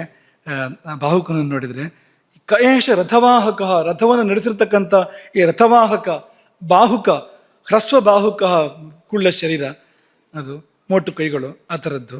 ವಿಕೃತ ಅಂದರೆ ವಿಕಾರವಾಗಿರ್ತಕ್ಕಂಥ ರೂಪ. ಹೋಗಿ ಮಾತಾಡಿಸು ಮೆಲ್ಲ, ಮೃದುಪೂರ್ವಂ. ನೀನು ಯಾರನ್ನಾರು ಹೋಗಿ ಆಳುಕಾಳುಗಳನ್ನ ಮಾತಾಡಿಸ್ದಾಗೆ ಗತ್ತಿಂದ ದಬಾಯಿಸೆಲ್ಲ ಮಾತಾಡಿಸ್ಬೇಡ, ಮೃದುಪೂರ್ವಂ. ಯಾಕಂದ್ರೆ ನಲ್ಲನೇ ಆಗಿದ್ದರೆ ಒಂದು ವೇಳೆ, ಹಾಗಾಗಿ ಮೆತ್ತಗೆ ಮಾತಾಡಿಸು, ಮೃದುವಾಗಿ ಮಾತಾಡಿಸು, ವಿಷಯ ತಿಳ್ಕೊ ಅಂದು. ನನಗೇನೋ ಹೃದಯ ಸಾರ್ತಾ ಇದೆ, ಇವನು ನಲ ಅಂತ ಸಾರ್ತಾ ಇದೆ, ಮನಸ್ಸಿಗೆ ತುಂಬ ಸಂತೋಷ, ಏನೋ ಹೃದಯಕ್ಕೆ ಸಮಾಧಾನ. ಹಾಗಾಗಿ ಹೋಗಿ ಮಾತಾಡಿಸು, ಮತ್ತೆ ಪರಿಣಾದ ವಾಕ್ಯವನ್ನು ಅವನ ಮುಂದೆ ಹೇಳು ಇನ್ನೊಂದು ಸರ್ತಿ. ನಿನ್ನೆ ಹೇಳಿದ್ವಲ್ಲ ಪರಿಣಾದ ವಾಕ್ಯ ಏನು ಅಂತ, ಇವಳು ಹೇಳ್ಕಳಿಸಿದ್ಲಲ್ಲ, ಅಲ್ಲಿ ಇಲ್ಲಿ ಘೋಷಣೆ ಆಗ್ತಾ ಇತ್ತಲ್ಲ, ಅರ್ಧರಾತ್ರಿ ಹೆಂಡತಿ ಬಿಟ್ಟು ಹೋದವನು ಯಾಕೆ ಬಿಟ್ಟು ಹೋದ ನೀನು ಅಂತ ಆ ಪ್ರಶ್ನೆ ಕೇಳಿದಾಗ ಉತ್ತರ ಎಲ್ಲಿ ಬರುತ್ತೆ ನೋಡಿ ಅಂತ ಹೇಳಿ ಕಳಿಸಿದ್ಲಲ್ಲ, ಆ ವಾಕ್ಯವನ್ನು ಒಂದ್ಸರಿ ಹೇಳು, ಏನಾಗುತ್ತೆ ನೋಡು ಅಂತ ಕೇಶನಿಯನ್ನು ಕಳುಹಿಸಿದಾಳೆ. ಕೇಶನಿ ಹೋಗಿ ಬಾಹುಕನನ್ನು ಭೇಟಿ ಮಾಡ್ತಾಳೆ. ಈಕೆ ಮೇಲಿಂದ ನೋಡ್ತಾ ಇದ್ದಾಳೆ, ಉಪ್ಪರಿಗೆ ಮೇಲಿಂದ ನೋಡ್ತಾ ಇದ್ದಾಳೆ. ಹೋಗಿ ಕೇಶನಿ ಭೇಟಿ ಮಾಡಿ ಮೃದುವಾಗಿ ಮಾತಾಡ್ತಾಳೆ. ಯಾವಾಗ ಹೊರಟ್ರಿ, ಯಾಕೆ ಬಂದ್ರಿ ಇಲ್ಲಿಗೆ, ಏನು ವಿಷಯ, ದಮಯಂತಿಗೆ ತಿಳ್ಕೊಳ್ಬೇಕು ಅನ್ನೋ ಕುತೂಹಲ ಇದೆ, ಇದನ್ನು ಹೇಳ್ಬಹುದಾ ಅಂತ ಕೇಳ್ತಾಳೆ. ಅದಕ್ಕೆ ಅವನು ಹೇಳಿದಂತೆ ಭಾರವಾದ ಹೃದಯದಿಂದ ಹೇಳ್ತಾನೆ, ಬಾಹುಕ ಅರ್ಥಾತ್ ನಲ ದಮಯಂತಿಗೆ 2ನೇ ಮದುವೆಯಂತೆ, 2ನೇ ಸ್ವಯಂವರವಂತೆ. ಅದಕ್ಕೆ ಈ ಋತುಪರ್ಣ ರಾಜನಿಗೆ ಕರೆ ಬಂದಿದೆ. ಅವನು ಸಾರಥಿ, ನಾನು ಅಹಮಸ್ಸಚ್ಚ ಸಾರಥಿ. ಹಾಗಾಗಿ 100 ಯೋಜನ ದೂರ ಸಾಗಬಲ್ಲ ಕುದುರೆಗಳನ್ನು ಕಟ್ಟಿ ರಥವನ್ನು ತಂದೆ. ಹೆಚ್ಚಿನ ಕುದುರೆಗಳು 100 ಯೋಜನ ದೂರ ಓಡೋದಿಲ್ಲ, ಅದರೊಳಗೆ ಬಿದ್ದು ಸತ್ತೋಗ್ತವೆ. ಕೆಲವು ಕುದುರೆಗಳು 100 ಯೋಜನದವರೆಗೂ ಹೋಗಿ ಅಲ್ಲಿ ಸಾಯ್ತವೆ. ಶತಧನ್ವ ಅಂತ ಭಾಗವತಲ್ಲಿ ಬರುತ್ತೆ, ಆ ಕತೆ ವಿಸ್ತಾರ ಮಾಡೋಕೆ ಅವಕಾಶ ಇಲ್ಲ. ಶಮಂತಕ ಮಣಿಯನ್ನು ಕದ್ಕೊಂಡು ಹೋದವನು, ಸತ್ರಾಜಿತನನ್ನು ಕೊಂದು ಶಮಂತಕ ಮಣಿಯನ್ನು ಕದ್ಕೊಂಡು ಹೋದವನು, ಅವನನ್ನು ಬೆನ್ನಟ್ತಾರೆ. ಕೃಷ್ಣ ಬಲರಾಮರು. ಅವನು ಮಿಥಿಲವರೆಗೆ ತಪ್ಸ್ಕೊಂಡು ಹೋಗ್ತಾನೆ ಅವ್ರ ಕಡೆಯಿಂದ. ಯಾಕೆಂದ್ರೆ ಆ ಕುದುರೆಗೆ 100 ಯೋಜನ ದೂರ ಓಡೋ ಶಕ್ತಿ ಇತ್ತು ಅವನು ಏರೋದು ಕುದುರೆಗೆ. ಮಿಥಿಲೆಗೆ ಬಂದು ಬಿದ್ದು ಸತ್ತೋಯ್ತದು ಆ ಕುದುರೆಯಿಂದ. ಇದು ಹಾಗೂ ಅಲ್ಲ, 100 ಯೋಜನ ವಾಯುವೇಗದಲ್ಲಿ ಬಂದ ಮೇಲೆ ಅವು ಕುದುರೆಗಳು ಈಗಲೂ ಕೂಡ ಸೌಖ್ಯವಾಗಿವೆ, ಕ್ಷೇಮವಾಗಿವೆ. ಅಂದರೆ ಅದು ನಲನ ಆಯ್ಕೆ ಅದು ಅಂಥದ್ದದು ಅಂತ. ಹಾಗಾಗಿ ಅಂಥ ಕುದುರೆಗಳನ್ನ ಕಟ್ಟಿ ರಥವನ್ನು ತಂದೆ ನಾನು ಅಂತ. ಹಾಗೆ ವಾರ್ಷ್ಣೇಯನ ಬಗ್ಗೆ ಕೇಳ್ತಾಳೆ ಕೇಶಿನಿ, ಈ ಮತ್ತೊಬ್ಬನು ಯಾರು? 3ನೇವನು, ನೀನು ಅಲ್ಲ ರಾಜನೂ ಅಲ್ಲ, 3ನೇವನು ಯಾರು? ಅದು ವಾರ್ಷ್ಣೇಯ. ಅದು ನಲ ಉತ್ತರ ಕೊಡ್ತಾನೆ. ನಲನೇ ಹೇಳ್ತಾನೆ, ಆ ನಲ ಅಂತ ರಾಜ ಇದ್ನಲ್ಲ, ಅವನು ಕಾಡು ಪಾಲು ಆದಮೇಲೆ ಈ ವಾರ್ಷ್ಣೇಯ ನಲನ ಮಕ್ಕಳನ್ನು ತಂದು ಇಲ್ಲಿ ಬಿಟ್ಟು ಅವನು ಹೋಗಿ ಋತುಪರ್ಣನ ಬಳಿ ಸೇರ್ಕೊಂಡ, ಅಯೋಧ್ಯೆಗೆ ಹೋಗಿ ಸೇರ್ಕೊಂಡ ಅಂತ ಇವನೇ ಹೇಳೋದು, ನಲನೇ ಹೇಳೋದು. ನಾನು ಅಶ್ವಕುಶಲ ಮತ್ತು ಪಾಕಕುಶಲನ್ನು ಕೂಡ ಹೋದು. ಹಾಗಾಗಿ ರಾಜ ನನ್ನನ್ನು ಆರಿಸ್ಕೊಂಡಿದ್ದಾನೆ. ಅದಕ್ಕೆ ಅಂದರೆ ಸಾರಥ್ಯ ಮತ್ತು ಭೋಜನ, ಪಾಕ ಈ 2 ಕಾರ್ಯಕ್ಕೋಸ್ಕರವಾಗಿ ನನ್ನನ್ನು ನಿಯೋಜನೆ ಮಾಡಿದ್ದಾನೆ. ಇವಳು ಕೆದಕಿದ್ಲು, ಮತ್ತೆ ಬಿಡಲಿಲ್ಲ ಕೇಶಿನಿಯಿಂದ. ವಾರ್ಷ್ಣೇಯನಿಗೆ ಗೊತ್ತಾ ನಲ ಎಲ್ಲಿ ಹೋಗಿದ್ದಾನೆ, ಏನು ಮಾಡ್ತಾ ಇದ್ದಾನೆ ಅಂತ? ವಾರ್ಷ್ಣೇಯನಿಗೆ ಗೊತ್ತಾ ಅಂತ? ವಾರ್ಷ್ಣೇಯನಿಗೆ ಗೊತ್ತಾ ಇಲ್ಲ ಅಂತ ಇವಳು ಗೊತ್ತು ಚೆನ್ನಾಗಿ. ಅದ್ರ ಬೇಕು ಅಂತ ಮಾತು ಮುಂದುವರಿಸ್ಬೇಕಲ್ಲ. ಹಾಗಾಗಿ ನೀನು ವಾರ್ಷ್ಣೇಯ ಹೇಗೂ ಸ್ನೇಹಿತರಲ್ಲ, ವಾರ್ಷ್ಣೇಯನಿಗೆ ಗೊತ್ತಾ ನಿಂಗೆ ಏನಾದ್ರು ಹೇಳಿದ್ನ ಯಾವಾಗಲರು ಅಂದಾಗ ಅದಕ್ಕೆ ನಲ ಹೇಳಿದ್ನಂತೆ, ಅದೇ ಬಾಹುಕ ಹೇಳಿದ್ನಂತೆ, ಅವನಿಗೇನು ಗೊತ್ತು, ಅವನು ಇಲ್ಲಿ ನಲನ ಮಕ್ಕಳನ್ನ ಬಿಟ್ಟು ಹೇಳುವಾಗ ನಲನ ಬಾಯಲ್ಲಿ ಬಂತು ಆ ನಲನ ಚಂದದ ಮಕ್ಕಳನ್ನ, ಪ್ರಿಯದರ್ಶನವು ಅಂತ ಆ ಚಂದದ ಮಕ್ಕಳನ್ನ ಇವನಿಗೆ ಹೇಗೆ ಗೊತ್ತಾಗಬೇಕು ಅಂತ ಬಾಹುಕನಿಗೆ ಅದು ಆ ಚಂದದ ಮಕ್ಕಳು ಅಂತ ಬಂದ್ಬಿಡುತ್ತೆ, ಬಾಯಲ್ಲಿ ಬಂದೇ ಬಿಡುತ್ತೆ. ಅದು ಆ ಮುದ್ದು ಮಕ್ಕಳನ್ನ ಇಲ್ಲಿ ಬಿಟ್ಟು ಅವನು ಹೋಗ್ಬಿಟ್ಟಿದ್ದಾನೆ. ವಾರ್ಷ್ಣೇಯ ಹೋಗಿ ಅಲ್ಲಿ ಸೇರ್ಕೊಂಡಿದ್ದಾನೆ. ಮತ್ತೆ ಈ ನಲ ಇದಾನಲ್ಲ, ಇವನು ಯಾರಿಗೂ ಗೊತ್ತಾಗುವಂತೆ ಇಲ್ಲ ಅವನು ಅಂತ ನಲನೇ ಹೇಳೋದು. ನಚಾನ್ಯ ಪುರುಷ ಕಶ್ಚಿನ್ ನಲಂ ವೇತ್ತಿ ಯಶಸ್ವಿನಿ, ಬೇರೆ ಯಾರಿಗೂ ನಲನನ್ನು ಗುರುತಿಸಲಿಕ್ಕೆ ಸಾಧ್ಯವೇ ಇಲ್ಲ. ಈಗ ಗೂಢಶ್ಚರತೆ ಲೋಕೇಸ್ಮಿನ್, ನಲ ಈ ಭೂಮಂಡಲದಲ್ಲಿ ಇದ್ದಾನೆ, ಅವನು ಸಂಚಾರ ಮಾಡ್ತಾ ಇದ್ದಾನೆ ಅವನು.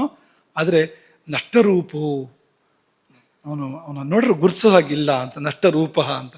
ಹಾಗೆ ಅವನು ಆ ರಾಜ ನಲ ಸಂಚಾರ ಮಾಡ್ತಾ ಇದ್ದಾನೆ. ನಲ ಏನು ಅಂತ ನಲಂಗೊಬ್ಬಂಗೆ ಗೊತ್ತು. ನಲ ಯಾರು, ನಲ ಹೇಗಿದ್ದಾನೆ ಅಂತ ಇವತ್ತು ಯಾರಿಗೆ ಗೊತ್ತು ಅಂದರೆ ನಲನೊಬ್ಬನಿಗೆ ಗೊತ್ತು. ಬೇರೆ ಯಾವ ಚಿಹ್ನೆಗಳು ಕೂಡ ನಲನದ್ದಿಲ್ಲ ಅಂತ ಒಂದು ಮಾತನ್ನು ಹೇಳ್ದ. ಯಾಕೆಂದರೆ ಅವರು ಜೀವನದಲ್ಲಿ ಸುಳ್ಳು ಹೇಳಿದವರಲ್ಲ, ಯಾವಾಗಲೂ ಸುಳ್ಳು ಹೇಳಿದವರಲ್ಲ. ಹಾಗೆ ಈಗಲೂ ಕೂಡ ಸುಳ್ಳು ಹೇಳೋಕ್ಕಾಗೋದಿಲ್ಲ. ಕೇಳಿದ್ದಕ್ಕೆ ಉತ್ತರ ಕೊಟ್ಟ, ಸರಿಯಾದ ಉತ್ತರನೇ ಕೊಟ್ಟಿದ್ದಾನೆ, ಸುಳ್ಳಲ್ಲ ಅದೇನು ಅಂತ. ಆಗ ಕೇಶಿನಿ ಹೇಳಿದಂತೆ, ಅಲ್ಲ ಅಯೋಧ್ಯೆಗೊಬ್ಬ ಬ್ರಾಹ್ಮಣ ಬಂದಿದ್ನಲ್ಲ ಪರ್ಣಾದ ಅಂತ, ಅವನು ನಿನ್ನ ಮುಂದೆ ಈ ವಾಕ್ಯಗಳನ್ನು ಹೇಳಿದ್ನಲ್ಲ, ಯಾವ ವಾಕ್ಯ ಅದು? ಕ್ವನುತ್ವಂ ಕಿತವ, ಎಲ್ಲಿ ಹೋದೆ ಜೂಜುಕೋರ್ನೆ? ಜೂಜುಕೋರ ಅಂದರೆ ಕನ್ನಡದಲ್ಲಿ ತುಂಬ ಕೆಟ್ಟದಾಗ ಕೇಳುತ್ತೆ, ಅದು ಸಂಸ್ಕೃತದಲ್ಲಿ ಅಷ್ಟು ಕೆಟ್ಟದಾಗಿ ಕೇಳೋದಿಲ್ಲ. ಕ್ಷತ್ರಿಯರು ರಾಜರು ಅವರಿಗೆ ದ್ಯೂತ ಸಹಜ, ಅದು ಮಿತಿ ಮೀರಬಾರ್ದು ಅಷ್ಟೇ. ದ್ಯೂತ ಮೃಗಯ ಇದೆಲ್ಲ ಅವ್ರಿಗೆ ಇರೋವಂಥದ್ದು, ಪಾನ ಇದೆಲ್ಲ ಇರೋವಂಥದ್ದು ಅವರಿಗೆ. ಆದರೆ ಪ್ರೀತಿಯಿಂದ ಬಳಸುವಾಗ ಬಳಸ್ತಾರೆ ಅದನ್ನು, ಆ ಶಬ್ದವನ್ನು. ಆ ಥರ ಇದೆ ಅದು, ಒಂದು ತಮಾಷೆಗೆ ಹೇಳ ಥರ ಇದೆ. ಎಲ್ಲಿ ಹೋದೆ ಜೂಜುಕೋರನೆ? ನನ್ನ ಬಟ್ಟೆಯಲ್ಲಿ ಅರ್ಧ ಹರಿದು ಉಟ್ಕೊಂಡು ಎಲ್ಲಿ ಹೋದೆ? ಮಧ್ಯರಾತ್ರಿ ಎದ್ದು ಹೋದೆಯಲ್ಲ, ಕಾಡಿನಲ್ಲಿ ಏಕಾಕಿ ಪತ್ನಿಯನ್ನು ಬಿಟ್ಟು. ಅದು ನಿನಗೆ ತುಂಬ ಪ್ರಿಯನಾದವಳು, ನಿನ್ನನ್ನು ತುಂಬ ನಿನ್ನೆ ಹೇಳಿದಾಗ ಜೀವದಲ್ಲಿ ಜೀವ ಇಟ್ಕೊಂಡಿದ್ದಾರೆ ನಿನ್ನಲ್ಲಿ, ಅಂಥವಳನ್ನು ಮಧ್ಯರಾತ್ರಿ ಕಾಡಿನಲ್ಲಿ ಬಿಟ್ಟು ಅವಳದೇ ಬಟ್ಟೆಯಲ್ಲಿ ಅರ್ಧ ಹರಿದು ಉಟ್ಕೊಂಡು ಎಲ್ಲಿ ಹೋದೆ ನೀನು? ಅವಳು ಕಾಯ್ತಾ ಇದ್ದಾಳೆ. ತಥಾಸ್ತೆ ತ್ವತ್ ಪ್ರತೀಕ್ಷಣಿ, ಇಂದಿಗೂ ಈಗಲೂ ಆಕೆ ನಿನ್ನ ಪ್ರತೀಕ್ಷೆಯಲ್ಲಿದ್ದಾಳೆ. ದಕ್ಷ್ಯಮಾನ ದಿವಾರಾತ್ರವು, ಹಗಲು ರಾತ್ರಿ ಅವಳನ್ನು ನಿನ್ನ ಶೋಕ ಸುಡ್ತಾ ಇದೆ. ಆ ನೀನು ಉಟ್ಟು ಬಿಟ್ಟ ಹರಿದ ಬಟ್ಟೆ ಈಗಲೂ ಅವಳ ಬಳಿಯಲ್ಲಿದೆ, ಅವಳು ಅದೇ ಸ್ಥಿತಿಯಲ್ಲಿದ್ದಾಳೆ ಈಗಲೂ ಕೂಡ ಅಂತ. ಹಾಗಾಗಿ ರೋಧಿಸುವ ಆ ನಿನ್ನ ಪತ್ನಿಯ ಮೇಲೊಂದು ಚೂರು ಕರುಣೆ ತೋರು, ದಯೆ ತೋರು. ಏನಪ್ಪ ಕರುಣೆ ತೋರೋದು ಅಂದರೆ ಒಂದು ಪ್ರತಿವಾಕ್ಯವನ್ನು ಕೊಡು, ಪ್ರತ್ಯುತ್ತರವನ್ನು ಕೊಡು ಈ ಮಾತಿಗೆ ಅಂತ. ಅದು ಯಾವ ಪತಿಗಾದರೂ ಕೂಡ, ನಿಜವಾದ ಪತಿ ಆದರೆ ಈ ಮಾತನ್ನು ಕೇಳಿದ ಮೇಲೆ ಅವನು ತಡ್ಕೊಳ್ಳೋಕೆ ಸಾಧ್ಯ ಇಲ್ಲ. ನರನಂಥವನಿಗಂತೂ ಸಾಧ್ಯವೇ ಇಲ್ಲ. ಹಾಗಾಗಿ ಇದಕ್ಕೆ ನೀನು ಉತ್ತರ ಕೊಟ್ಟೆಂತೆ ಅಯೋಧ್ಯೆಯಲ್ಲಿ, ಈಗ ಮತ್ತೊಂದು ಸಾರಿ ನಿನ್ನ ಬಾಯಿಂದ ಉತ್ತರ ಬೇಕು ಅಂತ ದಮಯಂತಿ ಕೇಳ್ತಾ ಇದ್ದಾಳೆ ಎಂಬುದಾಗಿ ಕೇಶನಿ ಹೇಳಿದ್ಲು. ಆ ಮಾತನ್ನು ಕೇಳ್ತಿದ್ದಂತೆಯೇ ಹೃದಯಂ ವ್ಯಥಿತಂ ಚಾಸೀತ್, ನರನ ಹೃದಯ ವ್ಯಥೆಯಿಂದ ತುಂಬಿತು, ಕಣ್ಣುಗಳು ನೀರಿನಿಂದ ತುಂಬಿದವು. ಅಶ್ರುಪೂರ್ಣೇ ಚಲೋಚನೆ. ಅವನಿಗೆ ತುಂಬ ಸಂಯಮವಂತ ಅವನು. ಹಾಗಾಗಿ ನಿಗೃಹ್ಯ ಆತ್ಮನೋ ದುಃಖಂ, ತಾನು ದುಃಖವನ್ನು ನಿಗ್ರಹಿಸಿ ಹಿಡಿದು, ಕುದುರೆಗಳನ್ನು ನಿಯಂತ್ರಣ ಮಾಡೋ ಹಾಗೆ ತನ್ನ ದುಃಖವನ್ನು, ಕುದುರೆಗಳ ನಿಯಂತ್ರಣ ಮಾಡೋದು ಸುಲಭ ಇದೆ ಅವನಿಗೆ, ಏನು ಕಷ್ಟ ಇಲ್ಲ, ಹೃದಯಜ್ಞ ಅವನು. ಆದರೆ ಇಲ್ಲಿ ಕಷ್ಟ ಆಗ್ತಾ ಇದೆ ಅವನಿಗೆ. ದಹ್ಯಮಾನೋ ಮಹೀಪತಿ, ಸುಟ್ಟು ಹೋಗ್ತಾ ಇದ್ದಾನೆ ಅವನು ಅಂತ ದುಃಖದಲ್ಲಿ. ಅಂತಹ ಸ್ಥಿತಿಯಲ್ಲಿ ದೊರೆ ಗದ್ಗದವಾದ ಮಾತುಗಳ ಮೂಲಕವಾಗಿ, ಕಣ್ಣೀರಿನ ಮಾತುಗಳ ಮೂಲಕವಾಗಿ ಆಕೆಗೆ ಉತ್ತರ ಕೊಡ್ತಾನೆ. ಮೊದಲನೇದಾಗಿ ನಲ ಅವನು ಮಧ್ಯರಾತ್ರಿ ಬಿಟ್ಟು ಹೋದ, ಯಾಕೆಂದ್ರೆ ಅವನಿಗೆ ಗೊತ್ತು ದಮಯಂತಿಯನ್ನು ಯಾರೂ ಏನೂ ಮಾಡೋಕ್ಕೆ ಸಾಧ್ಯ ಇಲ್ಲ, ಅಂತಹ ಚಾರಿತ್ರ್ಯವತಿಯನ್ನು, ಅಂತಹ ಪತಿವ್ರತೆಯನ್ನು ಯಾರೂ ಮುಟ್ಟೋಕ್ಕೂ ಸಾಧ್ಯ ಇಲ್ಲ, ಯಾರೂ ಏನೂ ಮಾಡೋಕ್ಕೆ ಸಾಧ್ಯ ಇಲ್ಲ. ಹಾಗಾಗಿ ಅವರೇ ಕಾಯ್ಕೊಳ್ತಾರೆ. ಸೀತೆ ಬಗ್ಗೆ ಇದೇ ಮಾತನ್ನು ಕೇಳ್ತೇನೆ ನಾವು ರಾಮಾಯಣದಲ್ಲಿ. ಅವರು ಸ್ವರ್ಗವನ್ನು ಗೆದ್ದಿರ್ತಾರೆ, ಅದು ಒಂದು. ಇನ್ನೊಂದು, ಅವರು ಗಂಡನ ಮೇಲೆ ಕೋಪಗೊಳ್ಳೋದಿಲ್ಲ. ಗಂಡ ತಪ್ಪು ಮಾಡಿದ್ರು, ಗಂಡ ಹೇಗೆ ನಡ್ಕೊಳ್ಬೇಕು ಹಾಗೆ ನಡ್ಕೊಳ್ದೇ ಇದ್ರೂ ಕೂಡ ನಿಜವಾದ ಪತಿವ್ರತೆಯಾದವಳು ಗಂಡನ ಮೇಲೆ ಕೋಪ ಮಾಡ್ಕೊಳ್ಳೋದಿಲ್ಲ. ನನ್ನ ಮೇಲೆ ಆಕೆ ಕೋಪ ಮಾಡ್ಕೋಬಾರ್ದು ಅಂತ ಧ್ವನಿ ಹಾಗೆ ಬಾಯಿ ಬಿಟ್ಟು ಹೇಳ್ತಾ ಇಲ್ಲ. ಅವನಾದರೂ ಏನು ಮಾಡ್ತಾನೆ, ಅವನನ್ನು ಕಲಿ ಹಿಡಿದಿದೆ, ಅವನ ಬುದ್ಧಿಗೆ ಮೌಢ್ಯ ಕವಿದಿದೆ. ಅವನೇನು ಮಾಡ್ತಾನೆ ಅಂತ ಅವನಿಗೆ ಗೊತ್ತಿಲ್ಲ. ಅವನಲ್ಲಿ ಏನೂ ಇಲ್ಲ, ಎಲ್ಲವನ್ನೂ ಕಳ್ಕೊಂಡಿದ್ದಾನೆ, ಬಟ್ಟೆ ಕೂಡ ಕಳ್ಕೊಂಡಿದ್ದಾನೆ, ಬುದ್ಧಿಗೆ ನಷ್ಟ ಆಗಿದೆ ಅವನದು. ಅವನು ಏನು ಮಾಡ್ತಾನೆ ಪಾಪ ಆ ಸಮಯದಲ್ಲಿ? ಏನೋ ಮಾಡಿದ್ದಾನೆ. ಅದಕ್ಕಾಗಿ ಅವನ ಮೇಲೆ ಕೋಪ ಮಾಡ್ಕೋಬಾರ್ದು ಆಕೆ ಎಂಬುದಾಗಿ ಒಂದು ಪ್ರತಿವಚನವನ್ನು ಕೊಡ್ತಾನೆ ಬಾಹುಕ ಈಗಲೂ ಕೂಡ. ಇಷ್ಟಾಗಿ ದುಃಖದ ಕಟ್ಟೆ ಒಡೆಯಿತು ನಳನಿಗೆ. ಸ್ವರವೆತ್ತಿ ರೋಧಿಸಿದ ಅಂತ ಅನ್ನಲ್ಲ, ತಡೆಯಲಾರದೆ ಪರಮ ದುರ್ಮನಾಹ, ಅತ್ಯಂತ ದುಃಖಿಯಾಗಿ ಸ್ವರವೆತ್ತಿ ರೋಧಿಸಿದ, ಧಾರಾಕಾರವಾಗಿ ಕಣ್ಣೀರು ಸುರಿಯಿತು. ಕೇಶನಿ ಬಂದು ದಮಯಂತಿಗೆ ವರದಿ ಕೊಟ್ಲು. ಅವಳಿಗೆ ಮತ್ತು ದೃಢ ಆಯಿತು, ಅವನು ಯಾಕೆ ಉತ್ತರ ಕೊಡಬೇಕು? ಹೋಗಲಿ, ಯಾರೋ ನಲನಿಂದ ವಿಷಯ ತಿಳ್ಕೊಂಡವರು ಅಂತ ಹೇಳೋಣ ಅಂತಂದರೆ ಹಾಗೂ ಸಾಧ್ಯತೆ ಇದೆಯಲ್ವಾ. ನಲನೇ ಉತ್ತರ ಕೊಡ್ಬೋದು, ನಲನ ಸ್ನೇಹಿತೆಯರು ಉತ್ತರ ಕೊಡ್ಬೋದು, ಸಾಧ್ಯತೆ ಇದೆ. ಆದರೆ ಈ ಕಣ್ಣೀರು ಯಾಕೆ, ದುಃಖ ಯಾಕೆ? ನಲನೇ ಇರಬೇಕು ಅಂತ ಪೂರ್ತಿ ದೃಢ ಮಾಡೋದು ಕಷ್ಟ, ರೂಪ ಪೂರ್ತಿ ಬೇರೆ ಇದೆ. ನಲನ ಹಾಗಿಲ್ಲ ಅವನು. ಹಾಗಾಗಿ ಕೇಶನಿಗೆ ಮತ್ತೆ ಕೆಲಸ ಕೊಡ್ತಾಳೆ, ನೀನು ಮತ್ತೆ ಹೋಗುವಲ್ಲಿ ಹೋಗಿ ಅವನನ್ನು ಹತ್ತಿರದಿಂದ ಗಮನಿಸು. ಅವನು ಹೇಗೆ ಕೂರ್ತಾನೆ, ಹೇಗೆ ಹೇಳ್ತಾನೆ, ಹೇಗೆ ಮಾತಾಡ್ತಾನೆ, ಹೇಗೆ ನಡ್ಕೊಳ್ತಾನೆ, ಎಲ್ಲವನ್ನೂ ಗೂಢಚಾರಿಗಳು ಹೇಗೆ ಅದನ್ನು ಪತ್ತೆ ಮಾಡ್ತಾರೋ ಆ ರೀತಿಯಲ್ಲಿ ಅವನ ಸಮಸ್ತ ಚಲನವಲನಗಳನ್ನು ಹತ್ತಿರದಿಂದ ಗಮನಿಸು. 2 ಸೂಚನೆ ಕೊಡ್ತಾರೆ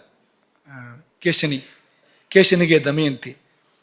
ಯಾವುದೇ ಕಾರಣಕ್ಕೂ ಅವನಿಗೆ ಬೆಂಕಿ ಸಿಗದೇ ಇರೋ ಹಾಗೆ ನೋಡ್ಕೋ, ಮತ್ತು ನೀರು ಕೂಡ ಸಿಗಬಾರ್ದು ಹಾಗೆ ನೋಡ್ಕೋ ಅಂತ. ಏನಪ್ಪ ಹೀಗೆ ಮಾಡ್ಬೋದಾ? ಅತಿಥಿಗಳು ಬಂದರೆ ಅವರಿಗೆ ನೀರು ಬೆಂಕಿ ಕೊಡದೇ ಇದ್ರೆ ಹೇಗಾಗತ್ತೆ? ನೀರಾರು ಕೊಡ್ಬೇಕಲ್ವ ಕೊನೆ ಪಕ್ಷ. ಇವನಂತೂ ಅಡುಗೆ ಮಾಡೋನು, ಋತುಪರ್ಣನಿಗೆ ಅಡುಗೆ ಮಾಡಿ ಬಡಿಸ್ಬೇಕು, ನೀರಲ್ಲಿ ಹೇಗೆ ಅಡುಗೆ ಮಾಡ್ತಾನವನು ಪಾಪ. ಆಯ್ತು, ನಲನೇ ಬಂದ ಅಂತ ಅನ್ಕೊಂಡ್ರು ಕೂಡ ಅವನಿಗೆ ನೀರಿಲ್ಲದಂತೆ ಮಾಡ್ಬೇಕಾ ಪಾಪ ನಲನಿಗೆ? ಅಂದರೆ ಅದೇನು ಗುಟ್ಟಿದೆ ಅದರಲ್ಲಿ. ಆ ಕಾರಣಕ್ಕೋಸ್ಕರ ಆಕೆ ಹಾಗೆ ಮಾಡ್ತಾ ಇರುವಂಥದ್ದು. ಅಚಾಸ್ಯ ಪ್ರತಿಬಂಧೇನ ದೇಯೋಗ್ನಿರಿಪಿಕೇಶಿನಿ, ಅಗ್ನಿಯನ್ನು ಕೊಡಬೇಡ ಆತನಿಗೆ, ಸಿಗದಂತೆ ನೋಡ್ಕೋ ಅಗ್ನಿಯಿಂದ. ಹಾಗೆಯೇ ಯಾಚತೆ ನ ಜಲಂ ದೇಯಂ, ಅವನು ಬೇಕು ಅಂತ ಕೇಳಿದ್ರು ಕೂಡ ನೀರು ಕೊಡಬೇಡ. ಏನು ಮಾಡ್ತಾನೆ ಬಂದು ಹೇಳು ನನಗೆ. ನಿಮಿತ್ತಂ ಯತ್ವಯಾ ದೃಷ್ಟಂ ಬಾಹುಕೆ ದೈವ ಮಾನುಷಂ. ಬಾಹುಕನಲ್ಲಿ ಯಾವ್ಯಾವ ನಿಮಿತ್ತಗಳು ಏರ್ಪಡ್ತವೆ, ದೈವ ಮಾನುಷ, ಆ ನಿಮಿತ್ತಗಳನ್ನು ಗುರುತಿಸಿ ಬಂದು ಹೇಳು, ಮತ್ತೇನಾದ್ರು ಕಂಡ್ರೆ ಅದನ್ನು ಕೂಡ ಹೇಳು ಅಂತ. ಈ ದಮಯಂತಿ ಸೂಚನೆ ಮೇರೆಗೆ ಈ ಕೇಶನೆಯಲ್ಲಿ ಹೋಗಿ ಎಲ್ಲ ಗಮನಿಸಿ ಹಿಂದಿರುಗಿ ಬರ್ತಾಳೆ. ಅವಳಿಗೆ ಗಾಬರಿ ಆಗ್ಬಿಟ್ಟಿದೆ, ಆಘಾತ ಆಗ್ಬಿಟ್ಟಿದೆ. ವಾಪಸ್ ಬರುವಾಗ ತಾನು ಕಂಡಿದ್ದನ್ನ ಅಚ್ಚರಿಗಂಗಳಿಂದ ದಿಗ್ಭ್ರಾಂತರಾಗ್ಬಿಡ್ತಾಳೆ ಅವಳು. ದಮಯಂತಿಗೆ ವರದಿ ಮಾಡ್ತಾಳೆ. ಒಂದು, ಅವನು ಬಹಳ ಮಡಿಯವನು, ಅತ್ಯಂತ ಶುದ್ಧ, ದೃಢಂ ಶುಚುಪಚಾರೋಸೌ, ತುಂಬ ಶುಚಿ ಅವನು. ಅಂತಹ ಶುಚಿಯಾಗಿರುವವರಿಗೆ ನೀರು ಬೇಕಾಗ್ತದೆ ಮತ್ತೆ ಮತ್ತೆ. ಅಂದರೆ ನಿಜವಾದ ಶುಚಿತ್ವವನ್ನು ಯಾರು ಪಾಲನೆ ಮಾಡ್ತಾರೋ, ಒಳಗು ಹೊರಗು ಶೌಚಾಚಾರವನ್ನು ಯಾರು ಮಾಡ್ತಾರೋ ಅವರಿಗೆ ನೀರು ತುಂಬ ಬೇಕಾಗ್ತದೆ, ಸಮಯಕ್ಕೆ ನೀರು ಬೇಕಾಗ್ತದೆ. ಹಾಗಾಗಿ ಅವನು ಎಷ್ಟು ಶುದ್ಧ ಅಂದರೆ ನನ್ನ ಜೀವನದಲ್ಲಿ ನಾನು ಯಾರು ಅಷ್ಟು ಶುದ್ಧರನ್ನು ನೋಡಲಿಲ್ಲ ಅಂತ ಕೇಶನ್ ಹೇಳ್ತಾರೆ. ಅಷ್ಟು ಶುದ್ಧರನ್ನು ನಾನು ನೋಡಲಿಲ್ಲ, ಅಷ್ಟು ಶುದ್ಧ ಅವನು. ಮತ್ತು ಪವಾಡ ಪುರುಷ, ಚಮತ್ಕಾರಿ ಅವನು. ಏನಪ್ಪ ಚಮತ್ಕಾರಿ ಅಂದರೆ, ಬಾಗಿಲು ಚಿಕ್ಕದಿತ್ತು, ಇವನು ಬಂದರೆ ಇವನಿಗಂತೂ ತಗ್ಗಿದೆ, ಯಾವುದೋ ಒಂದು ಬಾಗಿಲು ಅಲ್ಲಿ, ಇವನಿಗಿಂತ ಬಾಗಿಲು ತಗ್ಗಿದೆ, ಇವನು ಬಗ್ಗಲಿಲ್ಲ, ನೆಟ್ಟಗೆ ಹೋಗ್ತಾ ಇದ್ದ. ಹೋಗಿ ತಲೆ ಹೊಡ್ಕೊಂಡ ಅಂದರೆ ಇಲ್ಲ, ಬಾಗಿಲೇ ದೊಡ್ಡದಾಯ್ತು, ಬಾಗಿಲೇ ದೊಡ್ಡದಾಯ್ತು. ಹ್ರಸ್ವಮಾಸಾದ್ಯತು ದ್ವಾರಂ ನಾಸವು ವಿನಮತೆ ಕ್ವಚಿತು. ಎಲ್ಲಿ ಹೋದ್ರೂ ಕೂಡ ಅವನು ತಲೆ ಬಗ್ಗೋದಿಲ್ಲ, ನೇರವಾಗಿ ಸಂಚಾರ ಮಾಡ್ತಾನೆ. ತಾನೇ ಅಕ್ಕಪಕ್ಕ ಸರ್ಕೊಡ್ತದೆ ಎಲ್ಲೋದು ಕೂಡ. ಅವನು ಸಂಚಾರ ಮಾಡುವಾಗ ಬಾಗಿಲುಗಳು ಹಿರಿದಾಗ್ತವೆ. ಚಿಕ್ಕ ರಂಧ್ರದಂತೆ ಇದ್ರೂ ಕೂಡ, ಒಂದು ಸಣ್ಣ ಪಟ್ರೆ ಅಂತ ರಂಧ್ರದಂತೆ ಇದ್ರೂ ಕೂಡ ಇವನು ಅಲ್ಲಿ ಹೋಗಬೇಕು ಅಂತ ಹೊರಟ್ರೆ ಅದು ಅಗಲಾಗ್ತದೆ ತಾನಾಗಿ. ಏನದು ಅಂದರೆ ಭೂಮಿ ಜಯ. ಇದು ಪಂಚಭೂತಗಳಲ್ಲಿ ಒಂದಾಗಿರ್ತಕ್ಕಂಥ ಭೂಮಿಯನ್ನು ಜಯಿಸಿದ್ದರ ಕುರುಹೋದು. ಹಾಗಾಗಿ ಇವನು ಏನೂ ಮಾಡಬೇಕಾಗಿಲ್ಲ, ತಾನೇ ಭೂಮಿ ಸಹಕಾರ ಕೊಡುತ್ತೆ. ಅವನು ಹೋಗ್ತಾ ಬರುತ್ತಾ, ಅಷ್ಟು ಗೌರವವನ್ನು ಮರ್ಯಾದೆಯನ್ನು ಕೊಡುತ್ತೆ ಭೂಮಿಯನ್ನು. ಸಂಕಟ ಎಪ್ಪಿಸ್ತೆ ಸುಮಹತ್ ವಿವರಂ ಜಾಯತೆ ಇದಕಂ. ಅವನು ರಾಜಾಧಿರಾಜ ಚಕ್ರವರ್ತಿ ಅಲ್ವಾ, ಎಲ್ಲ ಹೋಗುತ್ತೆ, ಒಳಗಡೆ ಇದೆ ಈಗಲೂ ಕೂಡ ಅದು. ಹಾಗಾಗಿ ಅವನಿಗೆ ಬಾಗಿ ಗೊತ್ತಿಲ್ಲ. ಆ ಬಾಗುವ ಸ್ಥಳಗಳನ್ನು ಬಿಟ್ಟರೆ, ಗುರುಗಳ ಮುಂದೋ ತಂದೆ ಮುಂದೋ ದೇವರ ಮುಂದೋ ಅದು ಬಿಟ್ಟರೆ ಬೇರೆ ಎಲ್ಲೂ ಭಾಗವನ್ನಲ್ಲ ಅವನು. ಒದಾಯ್ತು, ನೀನು ಹೇಳಿದ ಹಾಗೆ ಅವನಿಗೆ ನಾನು ನೀರು ಸಿಗದಂತೆ ನೋಡ್ಕೊಂಡೆ. ಯಾಕೆಂದರೆ ದಮಯಂತಿಯ ಸಖಿ ಸೇವಕಿಯೊಳ ಅವಳು ಮಾತು ನಡೆಯುತ್ತೆ ಅಲ್ಲಿ, ಹಾಗಾಗಿ ಸಿಗದಿರುವಂತೆ ನೋಡಿಕೊಂಡೆ.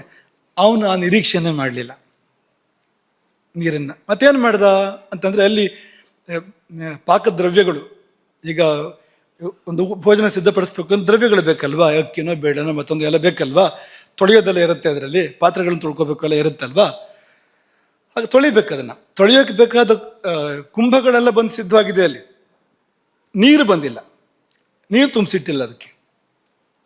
ಇವನೇನು ಮಾಡಿದ ಅಂದರೆ, ಹೀಗೆ ನೋಡಿದ್ನಂತೆ ಆ ಕುಂಭಗಳ ಕಡೆಗೆ, ಒಂದ್ಸಾರಿ ದೃಷ್ಟಿ ಹಾಯಿಸಿದ್ನಂತೆ, ನೀರು ತುಂಬಿಕೊಂಡಿತು. ತೇನ ಅವೇಕ್ಷಿತ ಕುಂಭಾ ಪೂರ್ಣ ಏವಾಭವಂಸ್ತತಃ. ಯಾವ ಯಾವ ಕುಂಭವನ್ನು ಆ ಬಾಹುಕನ ವೀಕ್ಷಿಸಿದನೋ ಅವನ ದೃಷ್ಟಿ ಬಿದ್ದಲ್ಲಿ ನೀರು ತುಂಬಿತು ತಾನೇ ತಾನಾಗಿ. ಇಂಥದ್ದೊಂದು ಆಶ್ಚರ್ಯವನ್ನು ನಾನು ನೋಡಿದೆ. ಇದೇನು ಅಂದರೆ, ಜಲಭೂತದ ಮೇಲೆ ಆತನು ವಿಜಯವನ್ನು ಸಾಧಿಸಿದ ಕುರುಹು ಅಂತ. ಅವನು ಕರದಲ್ಲಿ ನೀರು ಬರ್ತದೆ ಅಂತ, ಅವನು ಬಯಸದಲ್ಲಿ ನೀರು ಪ್ರಕಟ ಆಗ್ತದೆ ಅಂತ. ಹಾಗಾಗಿ ಪಂಚಭೂತಗಳನ್ನು ಗೆದ್ದವನು ಎನ್ನುವ ಕುರುಹುಗಳು ಒಂದೊಂದಾಗಿ ಅಲ್ಲಿ ಗೋಚರ ಆಗ್ತಾ ಇದೆ ಏಕಾಂತದಲ್ಲಿ. ಅವನಿಗೆ ಗೊತ್ತಿಲ್ಲ ಇವಳು ಗುಪ್ತಚರ್ಯ ಮಾಡ್ತಾ ಇದ್ದಾಳೆ, ನೋಡ್ತಾ ಇದ್ದಾಳೆ ಅಂತ ಅವನಿಗೆ ಗೊತ್ತಿಲ್ಲ. ಇವಳು ತುಂಬ ಜಾಣೆಯರ ಜಾಣೆ, ದಮಯಂತಿಯ ಶಿಷ್ಯವಳು, ಸೇವಕಿಯವಳು, ಅವಳು ಜಾಣೆ. ಹಾಗಾಗಿ ಅವಳು ಪತ್ತೆ ಮಾಡ್ತಾ ಇದ್ದಾಳೆ ಅಂತ. ಇದಾಯಿತು, ಬೆಂಕಿ ಕೊಟ್ಟಿಲ್ವಲ್ಲ, ಈಗೇನು ಮಾಡ್ತಾನೆ ಅಂದರೆ, ಅದು ಮತ್ತೂ ವಿಚಿತ್ರ. ಒಲೆ ಮೇಲೆ ಪಾತ್ರೆ ಇಟ್ಟ, ನೀರು ತುಂಬಿಸಿ ಒಲೆ ಮೇಲೆ ಪಾತ್ರೆ ಇಟ್ಟ, ಆಮೇಲೆ ಬೆಂಕಿಗೆ ಏನು ಮಾಡ್ತಾನೆ ಅಂತ ಕುತೂಹಲದಿಂದ ನಾನು ಅಡುಗೆ ನೋಡ್ತಾ ಇದ್ದೆ. ಹುಲ್ಲಿನ ಒಂದು ಮುಷ್ಟಿ ಹುಲ್ಲನ್ನು ಕೈಗೆ ತಗೊಂಡ, ಒಣ ಹುಲ್ಲನ್ನು ಕೈಗೆ ತಗೊಂಡ, ಹೀಗೆ ಸೂರ್ಯನಿಗೆ ತೋರಿಸಿದ. ಅದನ್ನು ಬೆಂಕಿ ಹೊತ್ತಿ ಉರಿಯಿತು ಅಲ್ಲಿ. ತೃಣಮುಷ್ಟಿಂ ಸಮಾದಾಯ ಸವಿತುಸ್ತಂ ಸಮಾದಧತ್. ತೃಣಮುಷ್ಟಿಯನ್ನು ಕೈಗೆತ್ತಿಕೊಂಡು ಸೂರ್ಯನಿಗೆ ತೋರಿಸಿದಾಗ ಅದು ಪ್ರಜ್ವಲಿಸಿತು. ಅಥ ಪ್ರಜ್ವಲಿತಸ್ತತ್ರ ಸಹಸ ಹವ್ಯವಾಹನ. ಅಲ್ಲಿ ಅಗ್ನಿಯು ಪ್ರಜ್ವಲಿಸಿತು. ಇದು ಅಗ್ನಿಜಯ. ಅಗ್ನಿಯನ್ನು ಆಳುವವರು ಹೇಗಿರ್ತಾರೆ ಅಂದರೆ ಹೀಗಿರ್ತಾರೆ ಅಂತ. ಅವ್ರ ಕರದಲ್ಲಿ ಅಗ್ನಿ ಬರುತ್ತೆ ಅಂತ, ಹಾಗಿರ್ತಾರೆ ಅವರು ಅಂತ. ತದ್ ಅದ್ಭುತ ತಮ್ಮಂ ದೃಷ್ಟ. ಇದನ್ನು ನೋಡಿ ನನಗೆ ಬವಳಿ ಬಂದಂತೆ ಆಯಿತು, ವಿಚಿತ್ರ ಅನಿಸೋಯಿತು ನನಗೆ. ಅದೇ ವಿಚಿತ್ರ ಆಶ್ಚರ್ಯದಲ್ಲಿ ನಾನು ಹೀಗೆ ಅಲ್ಲಿಂದ ಇಲ್ಲಿವರೆಗೆ ಹೇಗೆ ಬಂದೋ ಅದೇ ಥರ ಬಂದಿದ್ದೇನೆ ಇಲ್ಲಿಗೆ ಅಂತ ಆಕೆ ಹೇಳ್ಕೊಡ್ತಾ ಇದ್ದಾಳೆ. ಇದಾಯ್ತಲ್ಲ, ಇನ್ನೊಂದು ಮತ್ತೂ ವಿಚಿತ್ರ ನಡೆಯಿತು ಅಲ್ಲಿ ಅಂತ ಆಕೆ ವರದಿ ಮಾಡ್ತಾರೆ. ಅದೇನು ಅಂದರೆ, ಈ ಬೆಂಕಿ ಸರಿ ಮಾಡಬೇಕಲ್ಲ, ಅವನು ಒಳಗೆ ಕೈ ಹಾಕ್ತಾನೆ, ಬೆಂಕಿ ಒಳಗೆ ಕೈ ಹಾಕಿ ಸರಿ ಮಾಡ್ತಾನೆ, ಅವನಿಗೆ ಸುಡೋದಿಲ್ಲ ಅದು ಅಂತ. ಅನ್ಯಚ್ಚ ತಸ್ಮಿನ್ ಸುಮಹದಾಶ್ಚರ್ಯಂ ಲಕ್ಷಿತನ್ಮಯ. ಅನ್ಯಚ್ಚ ಮತ್ತೊಂದು ಆಶ್ಚರ್ಯ ಏನು ಅಂದರೆ, ಸುಮಹದಾಶ್ಚರ್ಯಂ ಯದಗ್ನಿಮಪಿ ಸಂಸ್ಪೃಶ್ಯ ನೈಮಾಸೋ ದಹ್ಯತೆ ಶುಭೆ. ಅಗ್ನಿಯನ್ನು ಮುಟ್ಟಿದರೂ ಕೂಡ ಅವನನ್ನು ಅಗ್ನಿ ಸುಡೋದಿಲ್ಲ.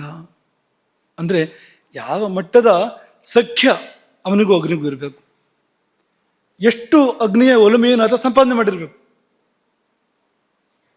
ಈ ಭಾಗಗಳೇ ಮುಖ್ಯವಾಗಿ ನಾವು ನಿಮಗೆ ಇದನ್ನು ಹೇಳಬೇಕು ಅಂತ ಅಂದ್ಕೊಂಡಿರೋದು ಅಂತ.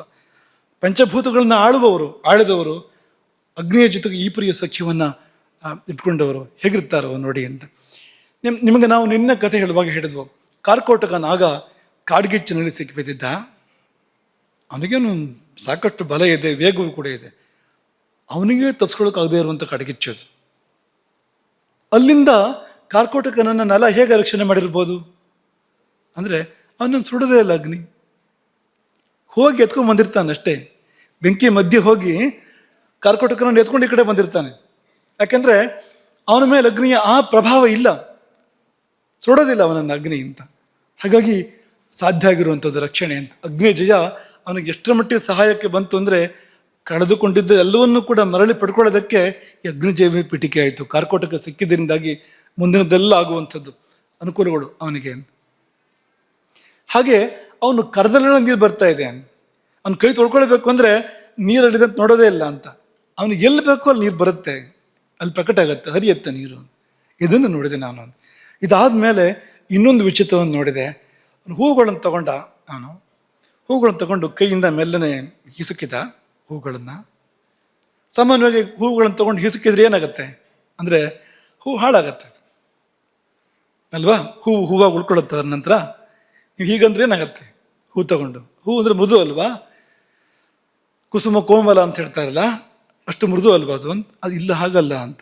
ಅವನು ಹೀಗೆ ಅದನ್ನು ಹಿಸುಕಿದಂತೆ ಅವು ಅರಳಿದವು ಹೂವುಗಳು, ಮತ್ತಷ್ಟು ಪರಿಮಳ ಭರಿತವಾದವು, ಪರಿಮಳ ಸೂಸಿದವು.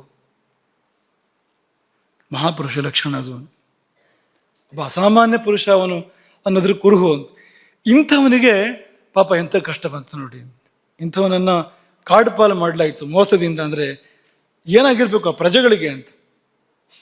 ಸುಹೃದಾಂ ಶೋಕವರ್ಧನ ಅಂತ ಅಲ್ಲಿ ವರ್ಣನೆ ಮಾಡ್ತಾರೆ. ಅವನು ಕಾಡಿಗೆ ಹೋಗ್ತಾ ಇದ್ರೆ ಇಡೀ ನಗರವೇ ರೋಧಿಸಿತ್ತು.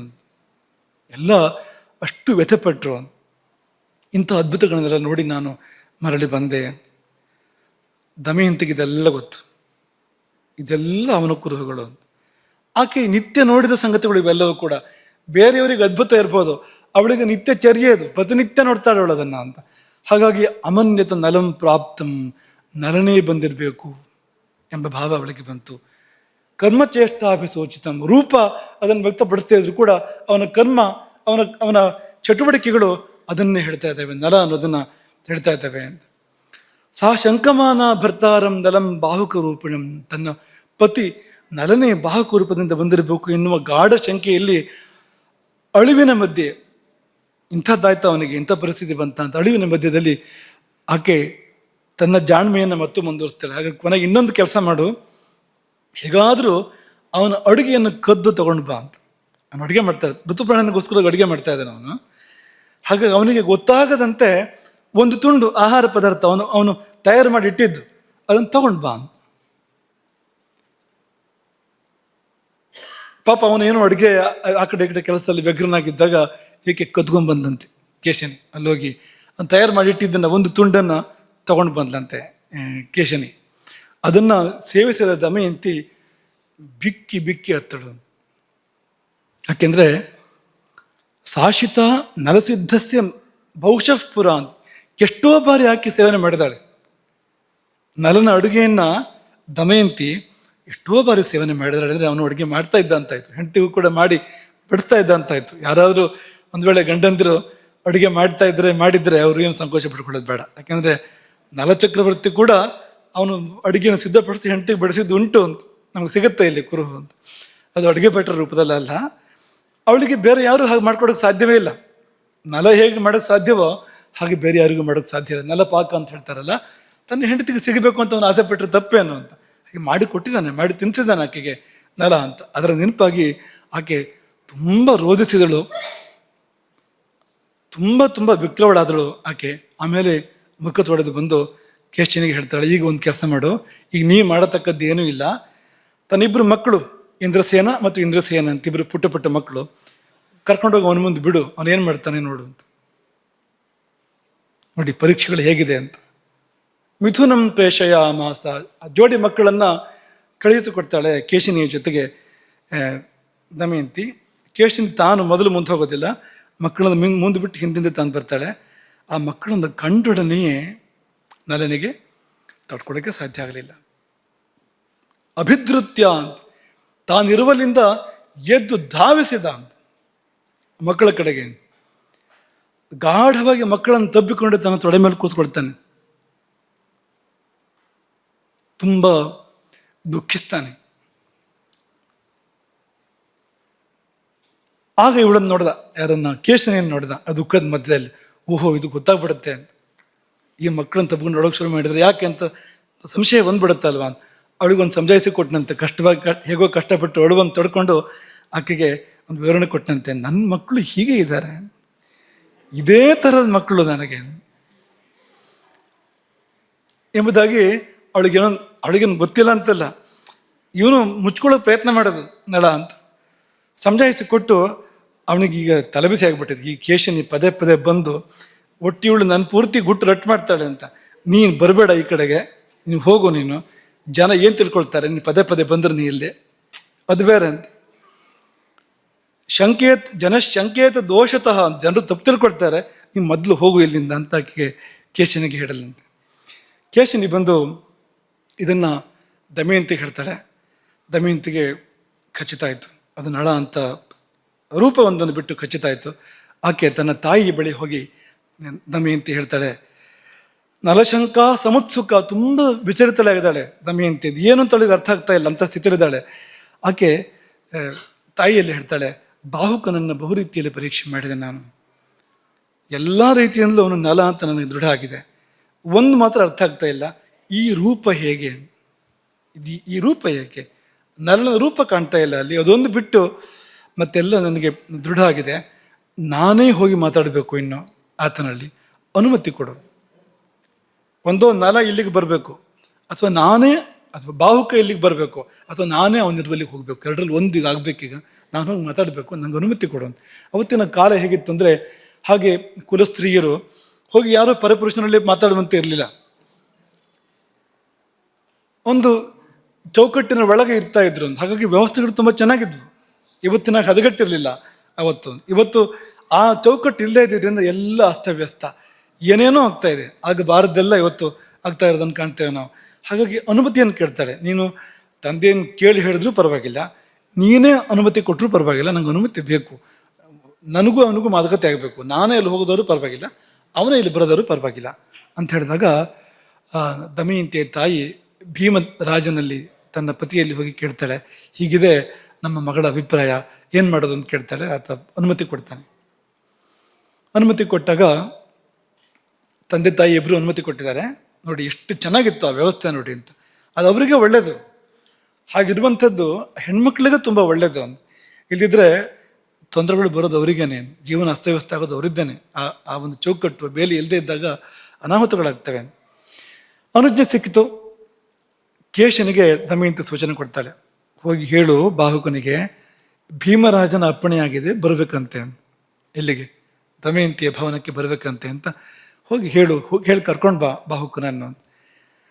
ಆಕೆ ಹೋಗಿ ಬಾಹುಕನಿಗೆ ಹೋಗಿ ಹೇಳ್ತಾಳೆ, ಕೇಶನಿ ಮತ್ತ್ಯಾಕೆ ಬಂದ ನೀನು ಅಂತ. ಅವನಿಗೆ ಪಾಪ ಬಾಹುಕನಿಗೆ ನರನಿಗೆ ತಾಪತ್ರೆ ಆಗಿಬಿಟ್ಟಿದೆ ಈ ಕೇಶನಿಯ ಸಹವಾಸ. ಆಕೆ ಹೇಳಿದಂತೆ, ನಾನಾಗಿ ಬರಲಿಲ್ಲ, ರಾಜಾಜ್ಞೆ ಆಗಿದೆ, ಭೀಮರಾಜರ ಅಪ್ಪಣೆ ಆಗಿದೆ, ನೀನು ಬರ್ಬೇಕಂತೆ ಅಲ್ಲಿಗೆ ಅಂತ ಅಂದಾಗ ಸುಮ್ಮನೆ ಕೂತ್ಬಿಟ್ಟಂತೆ ಬಾಹುಕ. ಸುಮಾರು ಹೊತ್ತು ಯೋಚನೆ ಮಾಡ್ತಾ ಕೂತ. ಅಂದು ಏನು ಮಾಡಲಿ, ಹೋಗ್ಲೋ ಬಿಡ್ಲೋ. ಹೋದರೆ ದಮಯಂತಿನ ಎದುರಿಸ್ಬೇಕಾಗ್ಬೋದು, ಮುಖಾಮುಖಿ ಆಗ್ಬೋದು, ಅಲ್ಲಿ ಎಷ್ಟು ಮುಚ್ಚಿಟ್ಕೊಳಕ್ಕಾಗುತ್ತೋ ಎಲ್ಲ ಗೊತ್ತಿಲ್ಲ ಇನ್ನು ಮುಂದೆ ಅಂತ. ಹಾಗಾಗಿ ಏನು ಮಾಡಲಿ ಅಂತ ಯೋಚನೆ ಮಾಡಿ ಕೊನೆಗೆ ಗಟ್ಟಿಯಾಗಿ ಮನಸ್ಸನ್ನು ಮಾಡಿ ಕೇಶಿನಿಯ ಜೊತೆಯಲ್ಲಿ ದಮಯಂತಿಯ ಮನೆಯನ್ನು ಪ್ರವೇಶ ಮಾಡ್ತಾನೆ. ದಮಯಂತಿಯನ್ನು ನೋಡ್ತಾ ಇದ್ದ ಹಾಗೆ ಅವನು ಕರಗಿ ಧಾರಾಕಾರವಾಗಿ ಕಣ್ಣೀರಿಡ್ತಾನೆ. ನಲ ತಾಮಸ್ಮ ದೃಷ್ಟ್ವೈವ ಸಹಸ ದಮಯಂತೀಂ ನಲೋ ನೃಪಃ ಆವಿಷ್ಟ ಶೋಕ ದುಃಖಾಭ್ಯಾಂ ಬಭೂವ ಅಶ್ರು ಪರಿಪ್ಲುತಃ. ಕಣ್ಣೀರಲ್ಲಿ ನೆನೆದು ಹೋದ, ಕಣ್ಣೀರ ಧಾರೆ ಹರಿಯಿತು. ಅದು ಆಕೆಗೂ ಹಾಗೆ ಆಯಿತು, ದಮಯಂತಿಗೂ ಹಾಗೆ ಆಯಿತು. ಆಕೆಗೂ ಕೂಡ ತೀವ್ರ ಶೋಕ ಸಮಾವಿಷ್ಟ, ಅತಿಶಯ ಶೋಕ ಆಕೆಯನ್ನು ಆವರಿಸ್ತು. ಈ ನಲ ನೋಡ್ತಾನೆ ದಮಯಂತಿಯನ್ನು.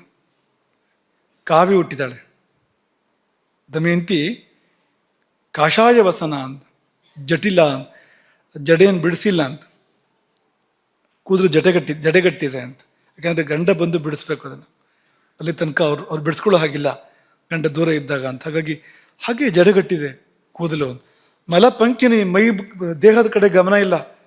ಆ ಮೊದಲಿನ ದಮಯಂತಿ ಅಲ್ಲ ಅದು. ಹಾಗಾಗಿ ಆ ಥರ ಧೂಳಿ ಧೂಸರಿದ್ದ ಶರೀರ, ಏನು ಗಮನ ಇಲ್ಲ ಆ ಕಡೆಗೆ, ಅಂಥ ಸ್ಥಿತಿಯಲ್ಲಿ ಆಕೆ ಇದ್ದಾಳೆ. ಅದೇ ಹೇಳುತ್ತೆ ಕಥೆಯನ್ನ ಅಂತ. ಅವು ಯಾಕೆ ಅಲಂಕಾರ ಮಾಡ್ಕೋತಾ ಇಲ್ಲ, ಯಾಕೆ ದೇಹ ಶುದ್ಧಿ ಮಾಡ್ಕೋತಾ ಇಲ್ಲ ಅಂದರೆ ಯಾರಿಗಾಗಿ ಮಾಡಬೇಕು, ಯಾರಿಗಾಗಿ ಮಾಡಬೇಕು? ನಾವು ತಮಾಷೆ ಮಾಡ್ತಾ ಇರ್ತೇವೆ ಕೆಲವು ಸರ್ತಿ.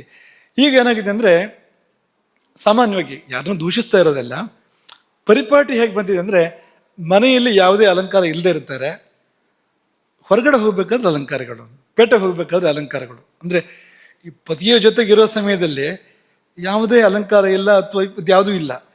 ಆದರೆ ಹೊರಗಡೆ ಪೇಟೆಗೆ ಹೋಗೋ ಹೊತ್ತಿಗೆ ಅಲಂಕಾರ ಅನ್ನೋದು ಅದೊಂದು ವಿಪರ್ಯಾಸ. ಅದೊಂದು ಈ ಕಾಲಕ್ಕೆ, ಈ ಆ ಸೀತೆ ಕಾಡಿಗೆ ಹೋಗ್ಬೇಕಾದ್ರೆ ಅಲಂಕಾರ ಮಾಡ್ಕೊಂಡು ಹೋದ್ಲು ಅಂತ. ಯಾಕಂದರೆ ಪತಿ ಜೊತೆಗಿದ್ದಾನಲ್ಲ, ಪತಿಯ ಸಲುವಾಗಿ ಇದು ಅಂತ.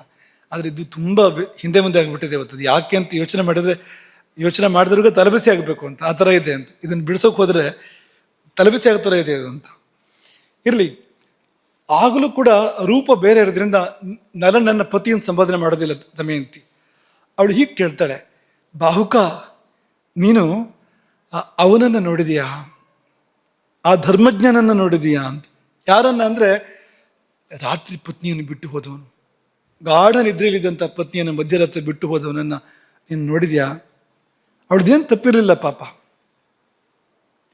ಕಾಡು ಬೇರೆ, ಶ್ರಮದಿಂದಾಗಿ ನಿದ್ದೆ ಬಂದಿದೆ. ಯಾರು ತಾನು ಬಿಟ್ಟು ಹೋಗ್ತಾರೆ ಅಂಥ ಪತ್ನಿಯನ್ನು, ನಲನೊಬ್ಬನನ್ನು ಬಿಟ್ಟು?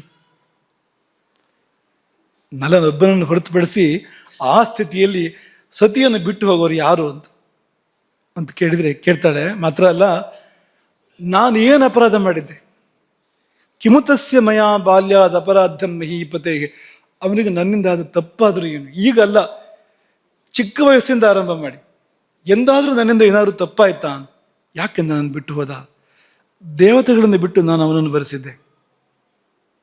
ಮನಸ್ಸು ಮಾಡಿದರೆ ಇಂದ್ರನನ್ನೋ ಅಥವಾ ಯಮನನ್ನೋ ಬರೆಸ್ಬೋದಾಗಿತ್ತು, ನಾನು ಬಿಟ್ಟು ಆತನನ್ನು ಬರೆಸಿದ್ದೆ. ಮಕ್ಕಳಿವೆ, 2 ಮುದ್ದಾದ ಮಕ್ಕಳಿವೆ, ಇಂಥವಳನ್ನು ಬಿಟ್ಟು ಹೋದ್ನಲ್ಲ ಅವನು. ಅದು ಕೂಡ ಪಾಣಿಗ್ರಹಣ, ಅಗ್ನಿಸಾಕ್ಷಿಯಾಗಿ ಮಾಡಿ, ಎಂದೂ ನಿನ್ನನ್ನು ಬಿಟ್ಟಿರಲಾರೆ, ರಕ್ಷಣೆ ಮಾಡ್ತೇನೆ ಎನ್ನುವಂಥ ವಚನ ಕೊಟ್ಟು ಎಲ್ಲಿ ಹೋಯಿತು ವಾಕ್ಯ ಅದು ಎಂಬುದಾಗಿ ಬಾಹುಕನನ್ನು ಕೇಳ್ತಾಳೆ ದಮಯಂತಿ. ತುಂಬ ಕಣ್ಣೀರು ಸುರಿಸ್ತಾಳೆ, ಅವನು ಕಣ್ಣೀರು ಸುರಿಸ್ತಾನೆ, ನಲನು ಕಣ್ಣೀರು ಸುರಿಸ್ತಾನೆ. ಕಣ್ಣು ಕೊನೆ ಕೆಂಪಾಗಿದೆ ನಲನದ್ದು. ಅತೀವ ಕೃಷ್ಣತಾರಾಭ್ಯಾಂ ರಕ್ತಾಂತಾಭ್ಯಾಂ ಚಲಂತತು. ಅವನು ಹಾಗೆ ಹೇಳ್ತಾನೆ, ನಾನೇ ನಲ ಅಂತ. ನಲ ಇನ್ನೇನು ಮುಚ್ಚಿಡೋಕ್ಕೆ ಜಾಗ ಇಲ್ಲ. ಯಾಕೆಂದರೆ ಹೆಂಡತಿ ಮುಂದೆ ಯಾವುದನ್ನು ಮುಚ್ಚಿಡಬಾರ್ದು ಅಂತಲೇ ಶಾಸ್ತ್ರ ಇರುವಂಥದ್ದು. ಗಂಡ ಹೆಂಡತಿ ಮಧ್ಯದಲ್ಲಿ ಹಾಗೇನು ಮಾಡುವಂಥ ಸಂದರ್ಭ ಏನು ಇಲ್ವಲ್ಲ ಅಂತ. ಅದು ಅವರಿಗೆ ಸಂಬಂಧಪಟ್ಟ ವಿಚಾರ ಆದಾಗಂತೂ ಮುಚ್ಚಿಡಬಾರ್ದಲ್ಲ. ಹಾಗಾಗಿ ನಲೋಹಂ ವಿಫಲ ಶ್ರೋಣಿ, ನಾನೇ ಅವನು, ನಿನ್ನನ್ನು ಬಿಟ್ಟು ಹೋದವನು. ಆದರೆ ನಾನಾಗಿ ನಿನ್ನನ್ನು ಬಿಟ್ಟು ಹೋಗಲಿಲ್ಲ. ಕಲಿ ತಂದ ಕೇಡು ಅದು, ಕಲಿ ಕೆಡಿಸಿದ್ದದು, ನನ್ನೊಳಗೆ ಹೊಕ್ಕ ಕಲಿ ಮಾಡಿಸಿದ್ದು ಅದು. ರಾಜ್ಯ ಕಳ್ಕೊಂಡೆ, ನಾನು ಕಳ್ಕೊಂಡಿದ್ದೆಲ್ಲ ಕಲಿ ಮಾಡಿಸಿದ್ದದು. ನಿನ್ನನ್ನು ಬಿಟ್ಟೆ, ನಾನು ಬಿಟ್ಟಿದ್ದೆಲ್ಲ ಕಲಿ ಬಿಡಿಸಿದ್ದದು. ಈಗ ಕಲಿಗೆ ತಕ್ಕ ಶಾಸ್ತಿಯಾಗಿದೆ. ಕಲಿ ನನ್ನನ್ನು ಬಿಟ್ಟು ಹೋಗಿದ್ದಾನೆ. ಯಾಕೆ ಬಿಟ್ಟು ಹೋಗಿದ್ದಾನೆ ಅಂದರೆ, 3 ಅಗ್ನಿಗಳು ಸುಟ್ಟವು ಕಲಿಯನ್ನು. ನನ್ನೊಳಗೆ 3 ಕಡೆಯಿಂದ ಅಗ್ನಿಗಳು ಸುಟ್ಟವು ಅವನನ್ನು. ಒಂದು ನಿನ್ನ ಶಾಪ, ದಮಯಂತಿಯ ಶಾಪ, ಆಕೆ ಶಪಿಸಿಲ್ಲಲ್ಲ ದಮಯಂತಿ ಕಲಿಯನ್ನ, ನಲ ಕಾಣದೇ ಇದ್ದಾಗ ಅದು. ಇನ್ನೊಂದು ನಲನ ತಪಸ್ಸು, ಒಳಗೆ ಅಗ್ನಿ ಜಾಗೃತಿ ಪೂರ್ಣವಾಗಿದೆ ನಲನೊಳಗೆ, ದೋಷ ಇರಲಿಕ್ಕೆ ಸಾಧ್ಯ ಇಲ್ಲ. ಇಲ್ಲಿ ಕಲಿ ಹೇಗಿದ್ದಾನೋ ಅವನಿಗೆ ಗೊತ್ತು. ಭಾರಿ ಕಷ್ಟದಲ್ಲಿ ಕಲಿ ಕಾಲ ಕಳೆದಿದ್ದಾನೆ, ಕಲಿಗೆ ಕಲಿ ಬಂದ್ಬಿಟ್ಟಿದೆ ಅಂತ. ಈಗೆಲ್ಲ ಬಹಳ ತಂಪಾಗಿದ್ದಾನೆ ಕಲಿ, ಏನು ತೊಂದರೆ ಇಲ್ಲ, ಕಲಿಯುಗವೇ ಅಲ್ಲ ಈಗ. ಆದರೆ ಆಗ ಅದಲ್ಲ. ಹಾಗಾಗಿ ಕಲಿಯನ್ನೇ ಎಣ್ಣೆ, ಇದು ಏನು ಕುದಿಯುವ ಎಣ್ಣೆಗೆ ಹಾಕಿ ಬೇಯಿಸ್ತಾರಾಗಿದೆ ಅಂತ ಸ್ಥಿತಿ ಇದೆ. 3ನೇದು ಕಾರ್ಕೋಟಕನ ವಿಷ. ದಮಯಂತಿಯ ಅಗ್ನಿ ಶಾಪಾಗ್ನಿ, ನಲನ ವೈಶ್ವಾನರಾಗ್ನಿ ತಪಸ್ಸು, ಕಾರ್ಕೋಟಕನ ವಿಷ. ಈ 3ರಿಂದ ಸುಟ್ಟು ಸುಟ್ಟು ಸುಟ್ಟು ಸುಟ್ಟು ಅವನು ಬಿಟ್ಟು ಓಡಿ ಹೋಗಿದ್ದಾನೆ ಈಗ. ಹಾಗಾಗಿ ಈಗ ನಮ್ಮ ದುಃಖಕ್ಕೆ ಕೊನೆ ಆಗಬೇಕು, ಈಗ ನಮ್ಮ ದುಃಖ ಮುಗಿಬೇಕು ಎಂಬುದಾಗಿ ಹೇಳಿ ಒಂದು ಮಾತನ್ನು ಹೇಳ್ತಾನೆ. ಆ ಕಲಿಯನ್ನು ತೊರೆದು ನಾನು ಈ ಕಡೆ ಬಂದೆ. ವಿಮುಚ್ಚ ಮಾಂ ಗತಃ ಪಾಪಃ, ಆ ಪಾಪಃ ಅಂತ ಕಲಿ ನನ್ನನ್ನು ಬಿಟ್ಟು ಹೋದ, ನಾನು ಈ ಕಡೆ ಬಂದೆ. ಯಾಕೆ ಬಂದೆ ಅಂದರೆ ಸ್ವದರ್ಥಂ ವಿಪುಲ ಶ್ರೋಣಿ, ನಿನಗಾಗಿ ಬಂದೆ. ನಹಿಮೆ ಅನ್ಯದ್ ಪ್ರಯೋಜನ, ಬೇರೆ ಏನು ಪ್ರಯೋಜನ ಇಲ್ಲ, ಬೇರೆ ಏನು ಕೆಲಸ ಇಲ್ಲ ನನಗೆ. ಆ ಋತುಪರ್ಣನ ತಲುಪಿಸ್ಬೇಕು ಅಂತ ಬಂದಿದ್ದಲ್ಲ, ನಾನು ಬರಬೇಕು ಅಂತ ಬಂದಿದ್ದು, ನಿನ್ನನ್ನು ನಾನು ನೋಡಬೇಕು ಅಂತ ಬಂದಿದ್ದು ಎಂದು ಹೇಳುವಾಗ ಅವನಿಗದು ನೆನಪಾಗಿ ಪುನಃ ನೋವಾಯಿತು. ಯಾವುದು? ನಿನಗೆ ಮತ್ತೊಂದು ಮದುವೆಯಾ ಅಂತ ಕೇಳ್ತಾನೆ ದಮಯಂತಿ. ನಾನು ಮರುಮದುವೆಯೇ ನಿನಗೆ? ನಾನು ಇರುವಾಗ ಮರುಮದುವೆಯೇ ನಿನಗೆ? ಹೇಗೆ ನೀನು ಈ ಕೆಲಸ ಮಾಡಿದೆ? ಇನ್ನೊಬ್ಬರ ಮೇಲೆ ಹೇಗೆ ನೀನು ಮನಸ್ಸನ್ನು ಮಾಡಿದೆ? ನೀನು ಇನ್ನೊಂದು ಮದುವೆಗೆ ಹೇಗೆ ಮನಸ್ಸನ್ನು ಮಾಡಿದೆ? ನೀನು ಜಗತ್ತಿನಲ್ಲಿ ಎಲ್ಲ ಕಡೆ ಈ ಭೀಮರಾಜನ ದೂತರು ಸಂಚಾರ ಮಾಡ್ತಾ ಇದ್ದಾರೆ. ದಮಯಂತಿಗೆ ಎರಡನೇ ಮದುವೆ, ದಮಯಂತಿಗೆ ಎರಡನೇ ಮದುವೆ, ಪುನಃ ಸ್ವಯಂವರ ಅಂತ ಅಡ್ಡಾಡ್ತಾ ಇದ್ದಾರೆ ದೂತರು. ನಾನು ಇರಲಾಗಿ ಏನಿದು ಅಂತ ಕೇಳಿದಾಗ ದಮಯಂತಿ ಅವನು ಮಾಡುವಾಗ ಮಾಡಿಬಿಟ್ಟಿದ್ದಾಳೆ, ಅದನ್ನು ಹೇಗಾದರೂ ಕರೆಸ್ಬೇಕು ಅಂತ ಮಾಡಿಬಿಟ್ಟಿದ್ದಾಳೆ. ಈಗ ಅವಳಿಗೆ ಒಂದು ಭಾಸ ಆಗ್ತಾ ಇದೆ, ಏನು ಅನಿಸಿರ್ಬೋದು ಅವನಿಗೆ, ನಲನಿಗೆ, ಅವನ ಹೃದಯ ಮನಸ್ಸು ಏನಾಗಿರ್ಬೋದು ಇದನ್ನು ಕೇಳಿದಾಗ ಅಂತ ಅವಳಿಗೆ ಈಗ ಭಾಸ ಆಗ್ತಾ ಇದೆ. ದಮಯಂತಿ ನಡುಗಿ ಹೋದಳು. ಪ್ರಾಂಜಲರು ವೇಪಮಾನ ಚ ಭೀತ, ಭಯ ಆಯಿತು ಅವಳಿಗೆ. ಕೈ ಮುಗಿದಳು ಅಂತ ಏನು ಹೇಳ್ತಾಳೆ? ಕಲ್ಯಾಣ ಅಂತ ಸಂಬೋಧನೆ ಮಾಡ್ತಾಳೆ ನಳನನ್ನ. ನನ್ನನ್ನು ಶಂಕಿಸಬೇಡ, ನಾನು ದೇವತೆಗಳನ್ನು ಬಿಟ್ಟು ನಿನ್ನನ್ನು ವರಿಸ್ತೇಳು, ನಾನು ಯಾಕೆ ಬೇರೆಯವ್ರನ್ನ ವರಿಸ್ತೇನೆ ನಿನ್ನನ್ನು ಬಿಟ್ಟು? ಮತ್ತೇನು ಇದೆಲ್ಲ ಅಂದರೆ ನಿನಗಾಗಿ ಮಾಡಿದ ನಾಟಕ ಇದು. ನನ್ನ ವಚನಕ್ಕೆ ನಿನ್ನ ಪ್ರತಿವಚನ ಬಂತು ಅಯೋಧ್ಯೆಯಿಂದ, ಅದರ ರೂಪ ಬೇರೆ ಇತ್ತು. ಪತ್ತೆ ಮಾಡಬೇಕಾಗಿತ್ತು ನನಗೆ, ನೀನು ಹೌದೋ ಅಲ್ವೋ ಅಂತ. ಪತ್ತೆ ಮಾಡೋದಕ್ಕೆ ದಾರಿ ಏನು? 100 ಯೋಜನದ ದಾರಿ ಅಯೋಧ್ಯೆಯಿಂದ ವಿದರ್ಭ ಗುಂಡಿನಾಪುರ, ಒಂದು ದಿವಸದಲ್ಲಿ ಬರಬೇಕು ಅಲ್ಲಿಂದ ಇಲ್ಲಿಗೆ. ಯಾರಿಗೆ ಬರೋ ಶಕ್ತಿ ಇದೆಯೋ ಅವನು ನಲನೇ, ಅವನು ಬೇರೆ ಯಾರೂ ಅಲ್ಲ. ಆ ಕಾರಣಕ್ಕಾಗಿ ನಾನು ಈ ಪುನಃ ಸ್ವಯಂವರದ ನಾಟಕ ಮಾಡಬೇಕಾಯ್ತು. ಯಾಕೆಂದರೆ ನೀನು ಬರದೇ ಇರೋದಿಲ್ಲ ಆಗ ಅಂತ. ನನಗೆ ಪುನಃ ಸ್ವಯಂವರ ಅಂದರೆ ಆಗ ನೀನು ಯಾಕೆ ಸುಮ್ಮನೆ ಇರ್ತೀಯ? ನೀನು ಬಂದೇ ಬರ್ತೀಯ ಆಗ ನೀನು ಅಂತ. ಅದು ಕಾರಣ. ಇಲ್ಲಿದ್ದರೆ ಅವ್ನು ಬರಲೇಬೇಕು ಅಂತ ಏನಿದೆ, ಬರಲೇಬೇಕು. ಬೇರೆ ಯಾವುದೋ ಸ್ವಯಂವರ ಆದರೆ ಅವನು ವಾರ್ಷಣೆಯನ್ನು ಕರ್ಕೊಂಡು ಹೋಗು ಅಂತ ಹೇಳ್ಬೋದು ಅವನು. ಅದಿಲ್ಲ, ಹಾಗಾಗೋದಿಲ್ಲ ಅಂತ. ಅದು ಕಾರಣ, ಬೇರೆ ಏನೂ ಇಲ್ಲ ಅಂಥೇಳಿ ಪ್ರತಿಜ್ಞೆಗಳನ್ನು ಮಾಡ್ತಾಳೆ ಆಕೆ ದಮಯಂತಿ. ಒಂದು ನರನ ಪಾದಸಾಕ್ಷಿ ಪ್ರತಿಜ್ಞೆ, ಇನ್ನೊಂದು ವಾಯುವಿನ ಮೇಲಾಣೆ. ಒಂದು ವೇಳೆ ನಾನು ನಿನ್ನನ್ನು ಬಿಟ್ಟು ಬೇರೆಯವರ ಮೇಲೆ ಮನಸ್ಸು ಮಾಡಿದ್ದಿದ್ರೆ ಪ್ರಾಣಗಳು ನನ್ನನ್ನು ತೊರೆದು ಹೋಗಲಿ. ಯೇಷಮೇ ಮುಂಚಿತು ಪ್ರಾಣ, ವಾಯುದೇವ ಅವನೇ ಪ್ರಾಣಸ್ವರೂಪಿ, ಒಳಗಡೆಗೆ ಬಿಟ್ಟು ಹೋಗಲಿ ಅವನು. ಸೂರ್ಯ ಪ್ರತಿಜ್ಞೆ ಎರಡನೇದು, ನಾನೇನಾದರೂ ನಿನ್ನನ್ನು ಬಿಟ್ಟು ಬೇರೆಯವ್ರ ಮೇಲೆ ಮನಸ್ಸು ಮಾಡಿದ್ದೇ ಹೋದಾದರೆ ಆ ಸೂರ್ಯ ನನ್ನನ್ನು ತಗೊಳ್ಳಲಿ, ಪ್ರಾಣ ವಿಮೋಚನೆ ಮಾಡಿದ ನನ್ನನ್ನು, ಪ್ರಾಣವೇ ಹೋಗಲಿ ನನ್ನದು. ಹಾಗೆ ಚಂದ್ರನ ಮೇಲೆ ಮೂರನೇ ಪ್ರತಿಜ್ಞೆ, ಅಂತಶ್ಚರತಿ ಸಾಕ್ಷಿವತ್ತು, ಒಳಗೆ ಸಾಕ್ಷಿಯಾಗಿ ಚಂದ್ರ ಇದ್ದಾನೆ, ಆದಿತ್ಯ ಚಂದ್ರ ವನರ ನಿಲೋಚ ಇದೆಯಲ್ಲ ಅದು. ಹಾಗಾಗಿ ನಾನೇನಾದ್ರು ಚಾರಿತ್ರ್ಯದಿಂದ ಜಾರಿದ್ದೇ ಹೋದಾದರೆ, ಮನಸ್ಸಿನಿಂದಾದರೂ ಕೂಡ ಜಾರಿದ್ದೇ ಹೋದಾದರೆ, ನಿನ್ನನ್ನು ಬಿಟ್ಟು ಆ ಕಡೆ ಈ ಕಡೆ ಹೊಂದಿದ್ದೇ ಹೋದಾದರೆ ನನ್ನ ಪ್ರಾಣಗಳನ್ನು ಚಂದ್ರ ಅಪಹರಿಸಲಿ ಎಂಬುದಾಗಿ ಆಕೆ ಹೇಳ್ತಾ ಇದ್ದಂತೆಯೇ ವಾಯು ಪ್ರತಿವಚನ ಕೊಟ್ಟನಂತೆ. ಅದಕ್ಕೆ ಅಂತರಿಕ್ಷದಿಂದ ವಾಯುವಿನ ಧ್ವನಿ ಬಂತು. ಅವಳು ಏನು ಹೇಳ್ತಿದ್ದಾಳೋ ನಲಭೂಪತಿಯೇ ಅದು ಸತ್ಯ. ಅದು ಯಾಕೆಂದ್ರೆ ನಾವೇ ಆಕೆಯನ್ನು ಕಾದವರು, ನಾವೇ ಮೂವರು. ಯಾರು ಮೂವರು ಅಂದರೆ ವಾಯು, ಸೂರ್ಯ, ಚಂದ್ರ, ನಾವೇ ಮೂವರು.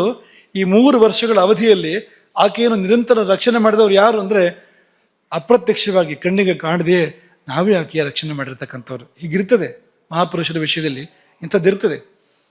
ಹನುಮಂತ ಒಂದು ಕಡೆ ಹೇಳ್ತಾನೆ, ಪಿತಾಮಹ ಮಹೇಂದ್ರಾಭ್ಯಾಂ ರಕ್ಷಿತಶ್ಚಾಂಜಲಿಯನ ಚ, ನನ್ನನ್ನು ಸದಾ ಕಾಲವು ಬ್ರಹ್ಮ, ಇಂದ್ರ ಮತ್ತು ವಾಯು 3 ಜನರು ರಕ್ಷಣೆ ಮಾಡ್ತಾ ಇರ್ತಾರೆ, ಸುತ್ತ ನನ್ನ ಜೊತೆಗೆ ಇದು ರಕ್ಷಣೆ ಮಾಡ್ತಾ ಇರ್ತಾರೆ ಅಂತ ಹನುಮಂತ ಹೇಳ್ಕೊಡ್ತಾನೆ ಒಂದು ಕಡೆಗೆ. ಹಾಗೆ ಇದು ಅಂತ. ಹಾಗಾಗಿ ಈಕೆಯ ಶೀಲ ನಿಧಿ ಅದು ಸುರಕ್ಷಿತ, ಏನಾಗಿಲ್ಲ ಆಕೆಯ ಶೀಲಕ್ಕೆ, ನಾವೇ ರಕ್ಷಣೆ ಮಾಡಿದವರು ಅನ್ನುವಾಗ ನಮಗೆ ನೆನಪಾಗೋ ಸುಶ್ರುತರು. ಯಾಕೆಂದ್ರೆ ಸುಶ್ರುತರು ಏನು ಹೇಳ್ತಾರೆ ಅಂದರೆ ಸೋಮ ಸೂರ್ಯಾನಿಲಾಹ ಅಂತ ಹೋಲಿಸ್ತಾರೆ. ಯಾವುದಕ್ಕೆ? ಕಫ ಪಿತ್ತ ವಾತಕ್ಕೆ ಅವ್ರು ಹೋಲಿಕೆ ಕೊಡೋದು ಸೋಮ ಸೂರ್ಯ ಅನಿಲ. ಸೋಮನೇ ಕಫ, ಸೂರ್ಯನೇ ಪಿತ್ತ, ಪಿತ್ತ ಕಾರಕ ಅಲ್ವಾ ಸೂರ್ಯ ಜ್ಯೋತಿಷದಲ್ಲೂ ಕೂಡ. ಹಾಗೆ ಅನಿಲನೇ ಅನಿಲ, ವಾಯುವೇ ಇಲ್ಲಿ ಪ್ರಾಣಶಕ್ತಿ ಅಥವಾ ವಾತ ಇಲ್ಲಿ ಅಂತ. ಹಾಗಾಗಿ ಯಾರು ಕಾದವರು ಅಂದರೆ ವಾತಪಿತ್ತ ಕಫಗಳೇ ಆಕೆಯನ್ನು ಕಾದವರು ಅಂತ ಅನ್ನೋ ಹಾಗಿದೆ. ನಮ್ಮನ್ನು ಕೂಡ ಅವರೇ ಕಾಯೋರು. ವಾತಪಿತ್ತ ಕಫಗಳೇ ನಮ್ಮನ್ನು ಧರಿಸಿಟ್ಟಿರುವಂಥದ್ದು. ನಾವು ಜೀವಂತ ಇದ್ದರೆ, ಮಾತಾಡ್ತಾ ಇದ್ದರೆ, ಊಟ ಮಾಡ್ತಾ ಇದ್ದರೆ, ಓಡಾಡ್ತಾ ಇದ್ದರೆ ಈ ವಾತಪಿತ್ತ ಕಫಗಳೇ ಕಾರಣ, ಅದಕ್ಕೆ ಬೇರೆ ಏನೂ ಇಲ್ಲ. ಅದೇ ಸೋಮ ಸೂರ್ಯ ಅನಿಲ, ಈ ಮೂರು ಶಕ್ತಿಗಳು ಆ ಸಂಬಂಧವನ್ನು ನಾವಿಲ್ಲಿ ಕಾಣ್ತೇವೆ. ಹಾಗಾಗಿ ನೀನು ದಮಯಂತಿಯ ಬಗ್ಗೆ ನೀನು ಬೇರೆ ಯೋಚನೆ ಮಾಡಬೇಕಾಗಿಲ್ಲ. ಅವನೇನು ತುಂಬ ಬೇರೆ ಯೋಚನೆ ಮಾಡಿದಾನೆ ಅಂತಲ್ಲ, ಅದರೊಳಗೆ ಅಷ್ಟೇ ಜಾಸ್ತಿ ಆಯಿತು. ಏನು ನಿನಗೆ ಮರುಮದುವೆ ಅಂತಲ್ಲ ಅಂತ ಕೇಳಿದ್ದೆ ಅವಳಿಗೆ ಜೀರ್ಣ ಮಾಡ್ಕೊಳ್ಳೋಕೆ ಕಷ್ಟ ಆಯಿತು ಅಂತ. ಆಗ ಅವರಿಬ್ಬರು ಪುಷ್ಪವೃಷ್ಟಿ ಆಯಿತು, ದೇವದಂದುಭಿ ಆಯಿತು, ಅವ್ರು ಒಂದಾದರು ಅನ್ನೋದು ಮುಂದಿನ ಕಥೆ. ಮುಂದಿನ ಭಾಗವೂ ತುಂಬ ಸುಂದರವಾಗಿದೆ. ಅವರು ಎಷ್ಟೋ ಹೊತ್ತು ಮಾತಿಲ್ಲದೆ ಕಣ್ಣೀರು ಸುರಿಸ್ತಾ ಹಾಗೆ ಇದ್ದುಬಿಟ್ರು ಒಬ್ಬರನ್ನೊಬ್ಬರು ಬಳಸಿ ಅಂತ ಮಹಾಭಾರತ ವರ್ಣನೆ ಮಾಡುತ್ತೆ. ಈ ಜಾಗದಲ್ಲಿ, ಈ ನಳಚರಿತ್ರೆ ಜಾಗದಲ್ಲಿ ಮಹಾಭಾರತ ರಾಮಾಯಣ ಆಗತ್ತೆ. ಯಾಕಂದ್ರೆ ಮಹಾಭಾರತ ಶೈಲಿ ಒಂದು ಬೇರೆ ಇದೆ, ರಾಮಾಯಣದ ಶೈಲಿ ಬೇರೆ ಇದೆ. ಈ ಮಹಾಭಾರತ ಶೈಲಿ ರಾಮಾಯಣ ಶೈಲಿ ತಿರ್ಕೊಳ್ಳುತ್ತೆ ಈ ಜಾಗದಲ್ಲಿ, ಈ ನಳಚರಿತ್ರೆ ಜಾಗದಲ್ಲಿ. ಮಾತ್ರ ಅಲ್ಲ, ಒಂದೆರಡು ಶ್ಲೋಕ ರಾಮಾಯಣದ್ದೇ ಹೆಚ್ಚು ಕಡಿಮೆ ಅದೇ ಪೂರ್ತಿ ಹಾಗೆ ಬಂದಿದೆ. ದಮಯಂತಿಗೆ ಸಂತೋಷ ಆದಾಗ ಹೇಗಾಯಿತು ಅಂತ ವರ್ಣನೆ ಮಾಡೋ ಶ್ಲೋಕಗಳು, ಅಲ್ಲಿ ಸೀತೆ ವರ್ಣನೆ ಮಾಡೋ ಶ್ಲೋಕಗಳು, ಸುಂದರಕಾಂಡದಲ್ಲಿ ರಾಮನ ವಾರ್ತೆ ಸಿಕ್ಕಿದಾಗ ಸೀತೆ ಸಂತೋಷ ವರ್ಣನೆ ಮಾಡೋ ಶ್ಲೋಕಗಳೇ ಇಲ್ಲಿ ಚೂರು ವ್ಯತ್ಯಾಸದಲ್ಲಿ ಇಲ್ಲಿಗೆ ಬಂದ್ಬಿಟ್ಟಿದ್ದಾವೆ ಅಂತ. ಹೀಗೆ ಅವರಿಬ್ಬರು ಒಂದಾದರು. ನಾವು ನಿಮಗಿಲ್ಲಿ ಹೇಳಬೇಕಾಗಿರೋದಿಷ್ಟೇ, ನಮ್ಮ ಕಣ್ಣಿಗೆ ಕಾಣೋ ಹಾಗೆ 4 ಭೂತಗಳ ಜಯ ಇಲ್ಲಿದೆ ಅಂತ, ನಲನಲ್ಲಿ ಅಂತ. ಅವನು ಹೋದಾಗ ಭೂಮಿ, ಈಗ ಬಾಗಿಲು ಅಂದರೆ ಏನದು? ಭೂಮಿ ಅದು. ಆ ಬಾಗಿಲು ದೊಡ್ಡದಾಗತ್ತೆ ಅಂದರೆ ಅಲ್ಲಿ ಒಂದಲ್ಲ 2 ಭೂತಗಳು ಕೆಲಸ ಮಾಡ್ತಾ ಇದ್ದಾವೆ ಅಲ್ಲಿ. ಆಕಾಶ ದೊಡ್ಡದಾಯಿತು, ಭೂಮಿ ಸರಿಯಿತು, ಪಕ್ಕಕ್ಕೆ ಸರಿಯಿತು ಭೂಮಿ, ಆಕಾಶ ಅವಕಾಶ ಅದು ಹಿರಿದಾಯಿತು ಅಂತ. 2 ಭೂತಗಳ ಜಯವನ್ನು ಆ ಒಂದೇ ಸಂದರ್ಭ ಹೇಳುತ್ತೆ. ನಲನಿಗೆ ಅದಿತ್ತು, ಆಕಾಶವನ್ನು ಜಯಿಸಿದ್ದ, ಭೂತತ್ವವನ್ನು ಕೂಡ ಜಯಿಸಿದ್ದ. ಕರದಲ್ಲಿ ನೀರು ಬಂದರೆ ಅದಕ್ಕರ್ಥ ಜಲಭೂತದ ಜಯ. ಹಾಗೆ ಅಗ್ನಿ, ಹೀಗಂದ್ರೆ ಅಗ್ನಿ ಹೊತ್ಕೊಳ್ಳುತ್ತೆ ಅಂದರೆ, ಹಾಗಂತ ಮುಟ್ಟಿದ್ರೆ ಸುಡೋದಿಲ್ಲ ಅಂದರೆ ಅಗ್ನಿ ಜಯ. ಇದು ಸಾಧ್ಯ, ಇದು ಸಾಧ್ಯ. ಇದು ಯಾಕೆ ಈ ಕಥೆಯನ್ನು ಹೇಳಿದ್ರು ಅಂದರೆ, ನಮ್ಮ ಹಾಗೆ ಒಬ್ಬ ಮನುಷ್ಯ ನಲಕೂಡ ಅಂತ, ಪೂರ್ವಜ, ಅವನು ಎಲ್ಲಿವರೆಗೂ ಸಾಧನೆ ಮಾಡಿದ್ದ ನೋಡಿ. ಇದು ಅಸಂಭವ ಅಲ್ಲ. ಯಾಕೆಂದರೆ ದೇವರು ನಮ್ಮನ್ನು ಸೃಷ್ಟಿ ಮಾಡುವಾಗ, ಈ ಪಂಚಭೂತಗಳನ್ನು ಸೃಷ್ಟಿ ಮಾಡುವಾಗ ಹೇಗೆ ಸೃಷ್ಟಿ ಮಾಡಿದಾನೆ ಅಂದರೆ, ಇದೆಲ್ಲ ನಮಗೆ ಅಧೀನವಾಗಿರಬೇಕು ಅಂತ ಸೃಷ್ಟಿ ಮಾಡಿರೋದು. ಈ ಪಂಚಭೂತಗಳಂತೂ ಇದು ನಮ್ಗೆ ಅಧೀನವಾಗಿರಬೇಕು ಅಂತ ಸೃಷ್ಟಿಯಾಗಿರೋದು. ಆತ್ಮ ಇದರ ನಾಯಕ. ಈ ಸಾಮ್ರಾಜ್ಯ ಇದೆಯಲ್ಲ, ಈ ಸಾಮ್ರಾಜ್ಯದ ನಾಯಕ ಯಾರು? ರಾಜ ಯಾರು? ಆತ್ಮ, ನಾವೇ. ಅದು ಈ ಮನಸ್ಸಿರ್ಬೋದು, ಅಥವಾ ಪ್ರಾಣಗಳಿರ್ಬೋದು, ಪಂಚಭೂತಗಳಿರ್ಬೋದು, ಇವೆಲ್ಲವೂ ಕೂಡ ಇಂದ್ರಿಯಗಳಿರ್ಬೋದು, ಇವೆಲ್ಲ ಆ ಆತ್ಮದ ಊಳಿಗೆ ಮಾಡುವಂಥವು. ಅದು ಹೇಳೋದನ್ನು ಕೇಳಬೇಕು, ಅದಕ್ಕೋಸ್ಕರ ಇರುವಂಥದ್ದು. ಆದರೆ ನಾವು ಈಗ ಒಡೆಯ ಅಪಾಪೋಲಿ ಆದರೆ ಸೇವಕರು ಮಾತು ಕೇಳೋದಿಲ್ಲ ಅಲ್ವಾ? ಒಡೆಯ ತನ್ನ ತೂಕ ಇಟ್ಕೊಳ್ಳದೆ ಇದ್ರೆ, ಅವನು ಹೇಗೆ ವರ್ತಿಸಿದ್ರೆ ಯಾರು ಮಾತನ್ನು ಕೇಳಬೇಕು, ಅವ್ರ ಮಾತನ್ನು ಕೇಳೋದಿಲ್ಲ. ಕೇಳುವ ಹಾಗೆ ನಾವು ಇಟ್ಕೋಬೇಕಲ್ವಾ? ಇಟ್ಕೊಂಡಿಲ್ಲ. ಇಟ್ಕೊಂಡಿದ್ದ ಹೋದಾದರೆ ಈ ಪಂಚಭೂತಗಳಿರ್ಬೋದು, ಇನ್ನು ಮುಂದುವರೆದು ಹೊರಗಿನ ಪಂಚಭೂತಗಳು ಕೂಡ. ಯಾಕೆಂದರೆ ಒಳಗಿನ ಅಗ್ನಿಯೇ ಹೊರಗಿನ ಅಗ್ನಿ, ಒಳಗಿನ ಭೂಮಿಯೇ ಹೊರಗಿನ ಭೂಮಿ, ಒಳಗಿನ ವಾಯುವೇ ಹೊರಗಿನ ವಾಯು, ಏನು ವ್ಯತ್ಯಾಸ ಇಲ್ಲ. ಅದೇ ಇದು, ಇದೇ ಅದು. ನಿಯಂತ್ರಣ ಸಾಧನೆ ಮಾಡೋಕ್ಕೆ ಸಾಧ್ಯ ಇದೆ. ಭೂತಗಳ ಮೇಲೆ ನಿಯಂತ್ರಣ ಮಾಡೋದಕ್ಕೆ ಸಾಧ್ಯ ಇದೆ. ಅದನ್ನೆಲ್ಲ ತೋರಿಸ್ಕೊಟ್ಟಿದ್ದಾನೆ. ಏನು ಮಾಡಬೇಕಪ್ಪ ಅಂದರೆ, ನಾರನ್ನ ಹಾಗೆಲ್ಲ ಇರೋಕ್ಕಾಗೋದಿಲ್ಲ ನಮಗೆ. ಏನಾದ್ರು ಸರಳವಾದ ಉಪಾಯ ಹೇಳಿ ಅಂತಂದರೆ ಏನಿಲ್ಲ, ಸರಿಯಾಗಿ ಊಟ ಮಾಡಿ, ಒಂದು ಸರಿಯಾಗಿ ಪ್ರಕೃತಿ ನಮಗೇನನ್ನು ಇಟ್ಟಿದೆಯೋ ಅದನ್ನು ಕಾಲಕ್ಕೆ ತಕ್ಕಂತೆ, ಕಾಲ ದೇಶಗಳನ್ನು ಹೊಂದಿಕೊಂಡು, ಶಾಸ್ತ್ರ ಏನು ವಿಧಿಸಿದೆಯೋ ಅಂಥದ್ದನ್ನು ಅದೇ ಪ್ರಕಾರ ಸೇವನೆ ಮಾಡ್ತಾ ಹೋದರೆ ಅಗ್ನಿ ಜಯ ತಾನಾಗುತ್ತೆ.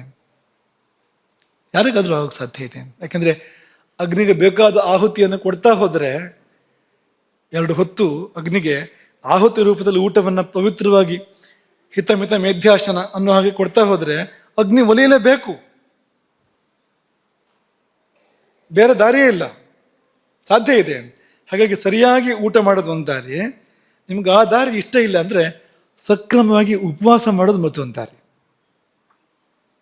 ಸಕ್ರಮವಾಗಿ ಹೇಗೆ ಉಪವಾಸ ಮಾಡಿದರೆ ಅನಾಹುತ ಆಗುತ್ತೆ, ಅಗ್ನಿಗೆ ಕೋಪ ಬರುತ್ತೆ, ಅದಲ್ಲ. ಕ್ರಮಬದ್ಧವಾಗಿ ಉಪವಾಸ ಮಾಡಿದರೆ ಅಗ್ನಿ ಜಾಗೃತಿ ಆಗುತ್ತೆ ಆಗಲೂ ಕೂಡ ಅಂತ, ಆಗಲೂ ಅಗ್ನಿ ಪ್ರಸನ್ನನಾಗ್ತಾನೆ. ಹಾಗಾಗಿ ಇಬ್ಬಗೆಯಲ್ಲಿ, ಎರಡು ಬಗೆಗಳಲ್ಲಿ ನಾವು ಅಗ್ನಿಯನ್ನು ಗೆಲ್ಲೋದಕ್ಕೆ ಸಾಮಾನ್ಯ ಮನುಷ್ಯನಿಗೂ ಕೂಡ ಸಾಧ್ಯ ಇದೆ. ಊಟ ತಿಂಡಿಯಲ್ಲಿ ಜವಾಬ್ದಾರಿ ಇರಬೇಕು, ವ್ಯವಸ್ಥಿತವಾಗಿ ಹೋಗಬೇಕು. ಹಾಗೆ ಹೋದಾಗ ಅದು ಸಾಧ್ಯ ಇದೆ ಅನ್ನೋದನ್ನು ನಾವಿಲ್ಲಿ ನೆನಪು ಮಾಡ್ಕೊಳ್ಳೋಣ. ನಲನ ಬಗ್ಗೆ ಒಂದು ಶ್ಲೋಕ ನಿಮ್ಗೆ ಹೇಳಿದ್ವು, ಪುಣ್ಯ ಶ್ಲೋಕ ನಲವರಾಜ ಹೇಳಿದ್ವು. ಇನ್ನೊಂದು ನಿಮ್ಗೆ ಗೊತ್ತಿರುವಂಥದ್ದೇ, ಕರ್ಕೋಟಕಸ್ಯ ನಾಗಸ್ಯ ದಮಯಂತ್ಯಾಹ ನಲಸ್ಯ ಚ ರಾಜರ್ಷೇಹೆ ಋತುಪರ್ಣಸ್ಯ ಅಥವಾ ಋತುಪರ್ಣಸ್ಯ ರಾಜರ್ಷೇಹೆ ಕೀರ್ತನಂ ಕಲಿನಾಶನಂ. ನಮ್ಗೇನು ತೊಂದರೆ ಇದೆ ಈಗ ಅಂದರೆ, ನಮ್ಮ ಮನಸ್ಸು ನಾವು ಹೇಳಿದ್ದನ್ನು ಕೇಳೋದಿಲ್ಲ, ಹೊರಗಡೆ ವಾತಾವರಣ ಸರಿ ಇಲ್ಲ, ಒಳ್ಳೆ ರೀತಿಯಲ್ಲಿ ಜೀವನ ಮಾಡಬೇಕು ಅಂದ್ರೂ ಯಾವುದೂ ಅದಕ್ಕೆ ಅನುಕೂಲ ಇಲ್ಲ. ಯಾಕೆಂದರೆ ಕಲಿಯುಗ, ಒಳಗೂ ಕೆಟ್ಟಿದೆ ಹೊರಗೂ ಕೆಟ್ಟಿದೆ.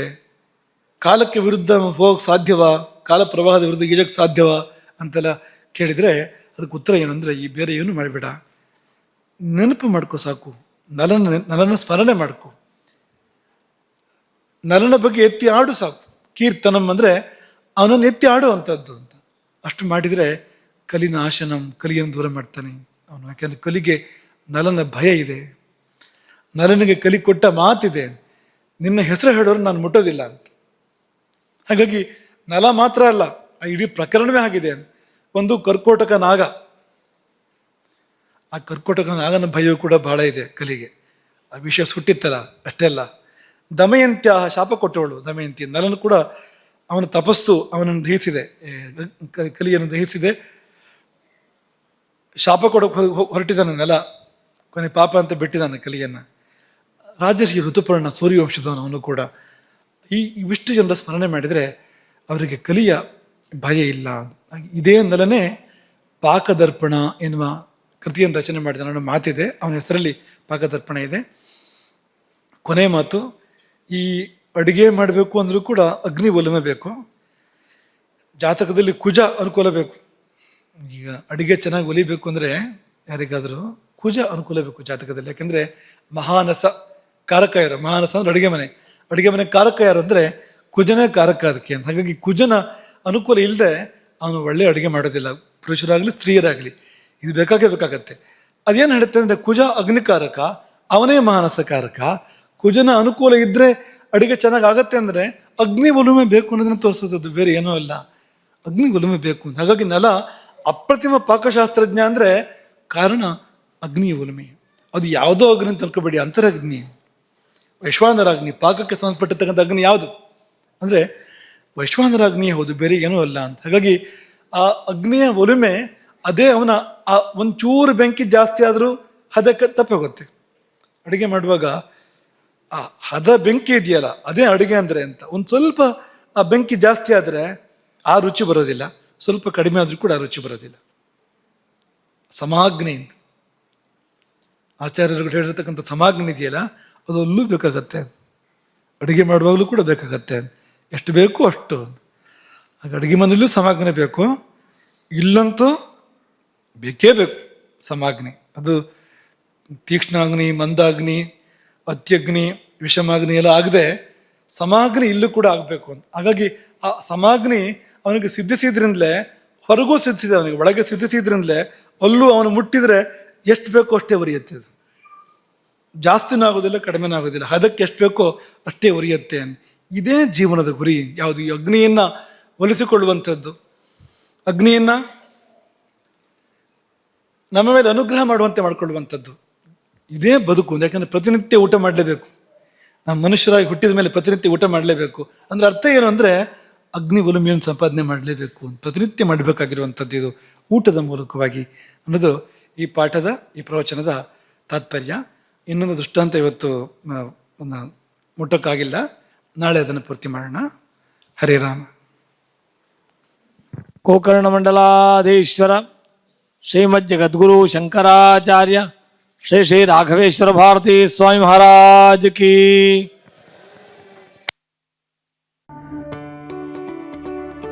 ಯಾವುದೇ ಯಾವುದೇ ಸುದ್ದಿಯ ಅಪ್ಡೇಟ್ ಅನ್ನ ಮಿಸ್ ಮಾಡ್ಕೊಳ್ಬಾರ್ದು ಅಂದ್ರೆ ಈಗ್ಲೇ ಒನ್ ಇಂಡಿಯಾವನ್ನ ಸಬ್ಸ್ಕ್ರೈಬ್ ಮಾಡಿ. ನಿಮಗೆ ಬೇಕಾದ ಭಾಷೆಯಲ್ಲಿ ಎಲ್ಲಾ ಸುದ್ದಿ ತಿಳಿಬೇಕು ಅಂದ್ರೆ ಒನ್ ಇಂಡಿಯಾ ಆಪ್ ಅನ್ನ ಡೌನ್ಲೋಡ್ ಮಾಡ್ಕೊಳ್ಳಿ.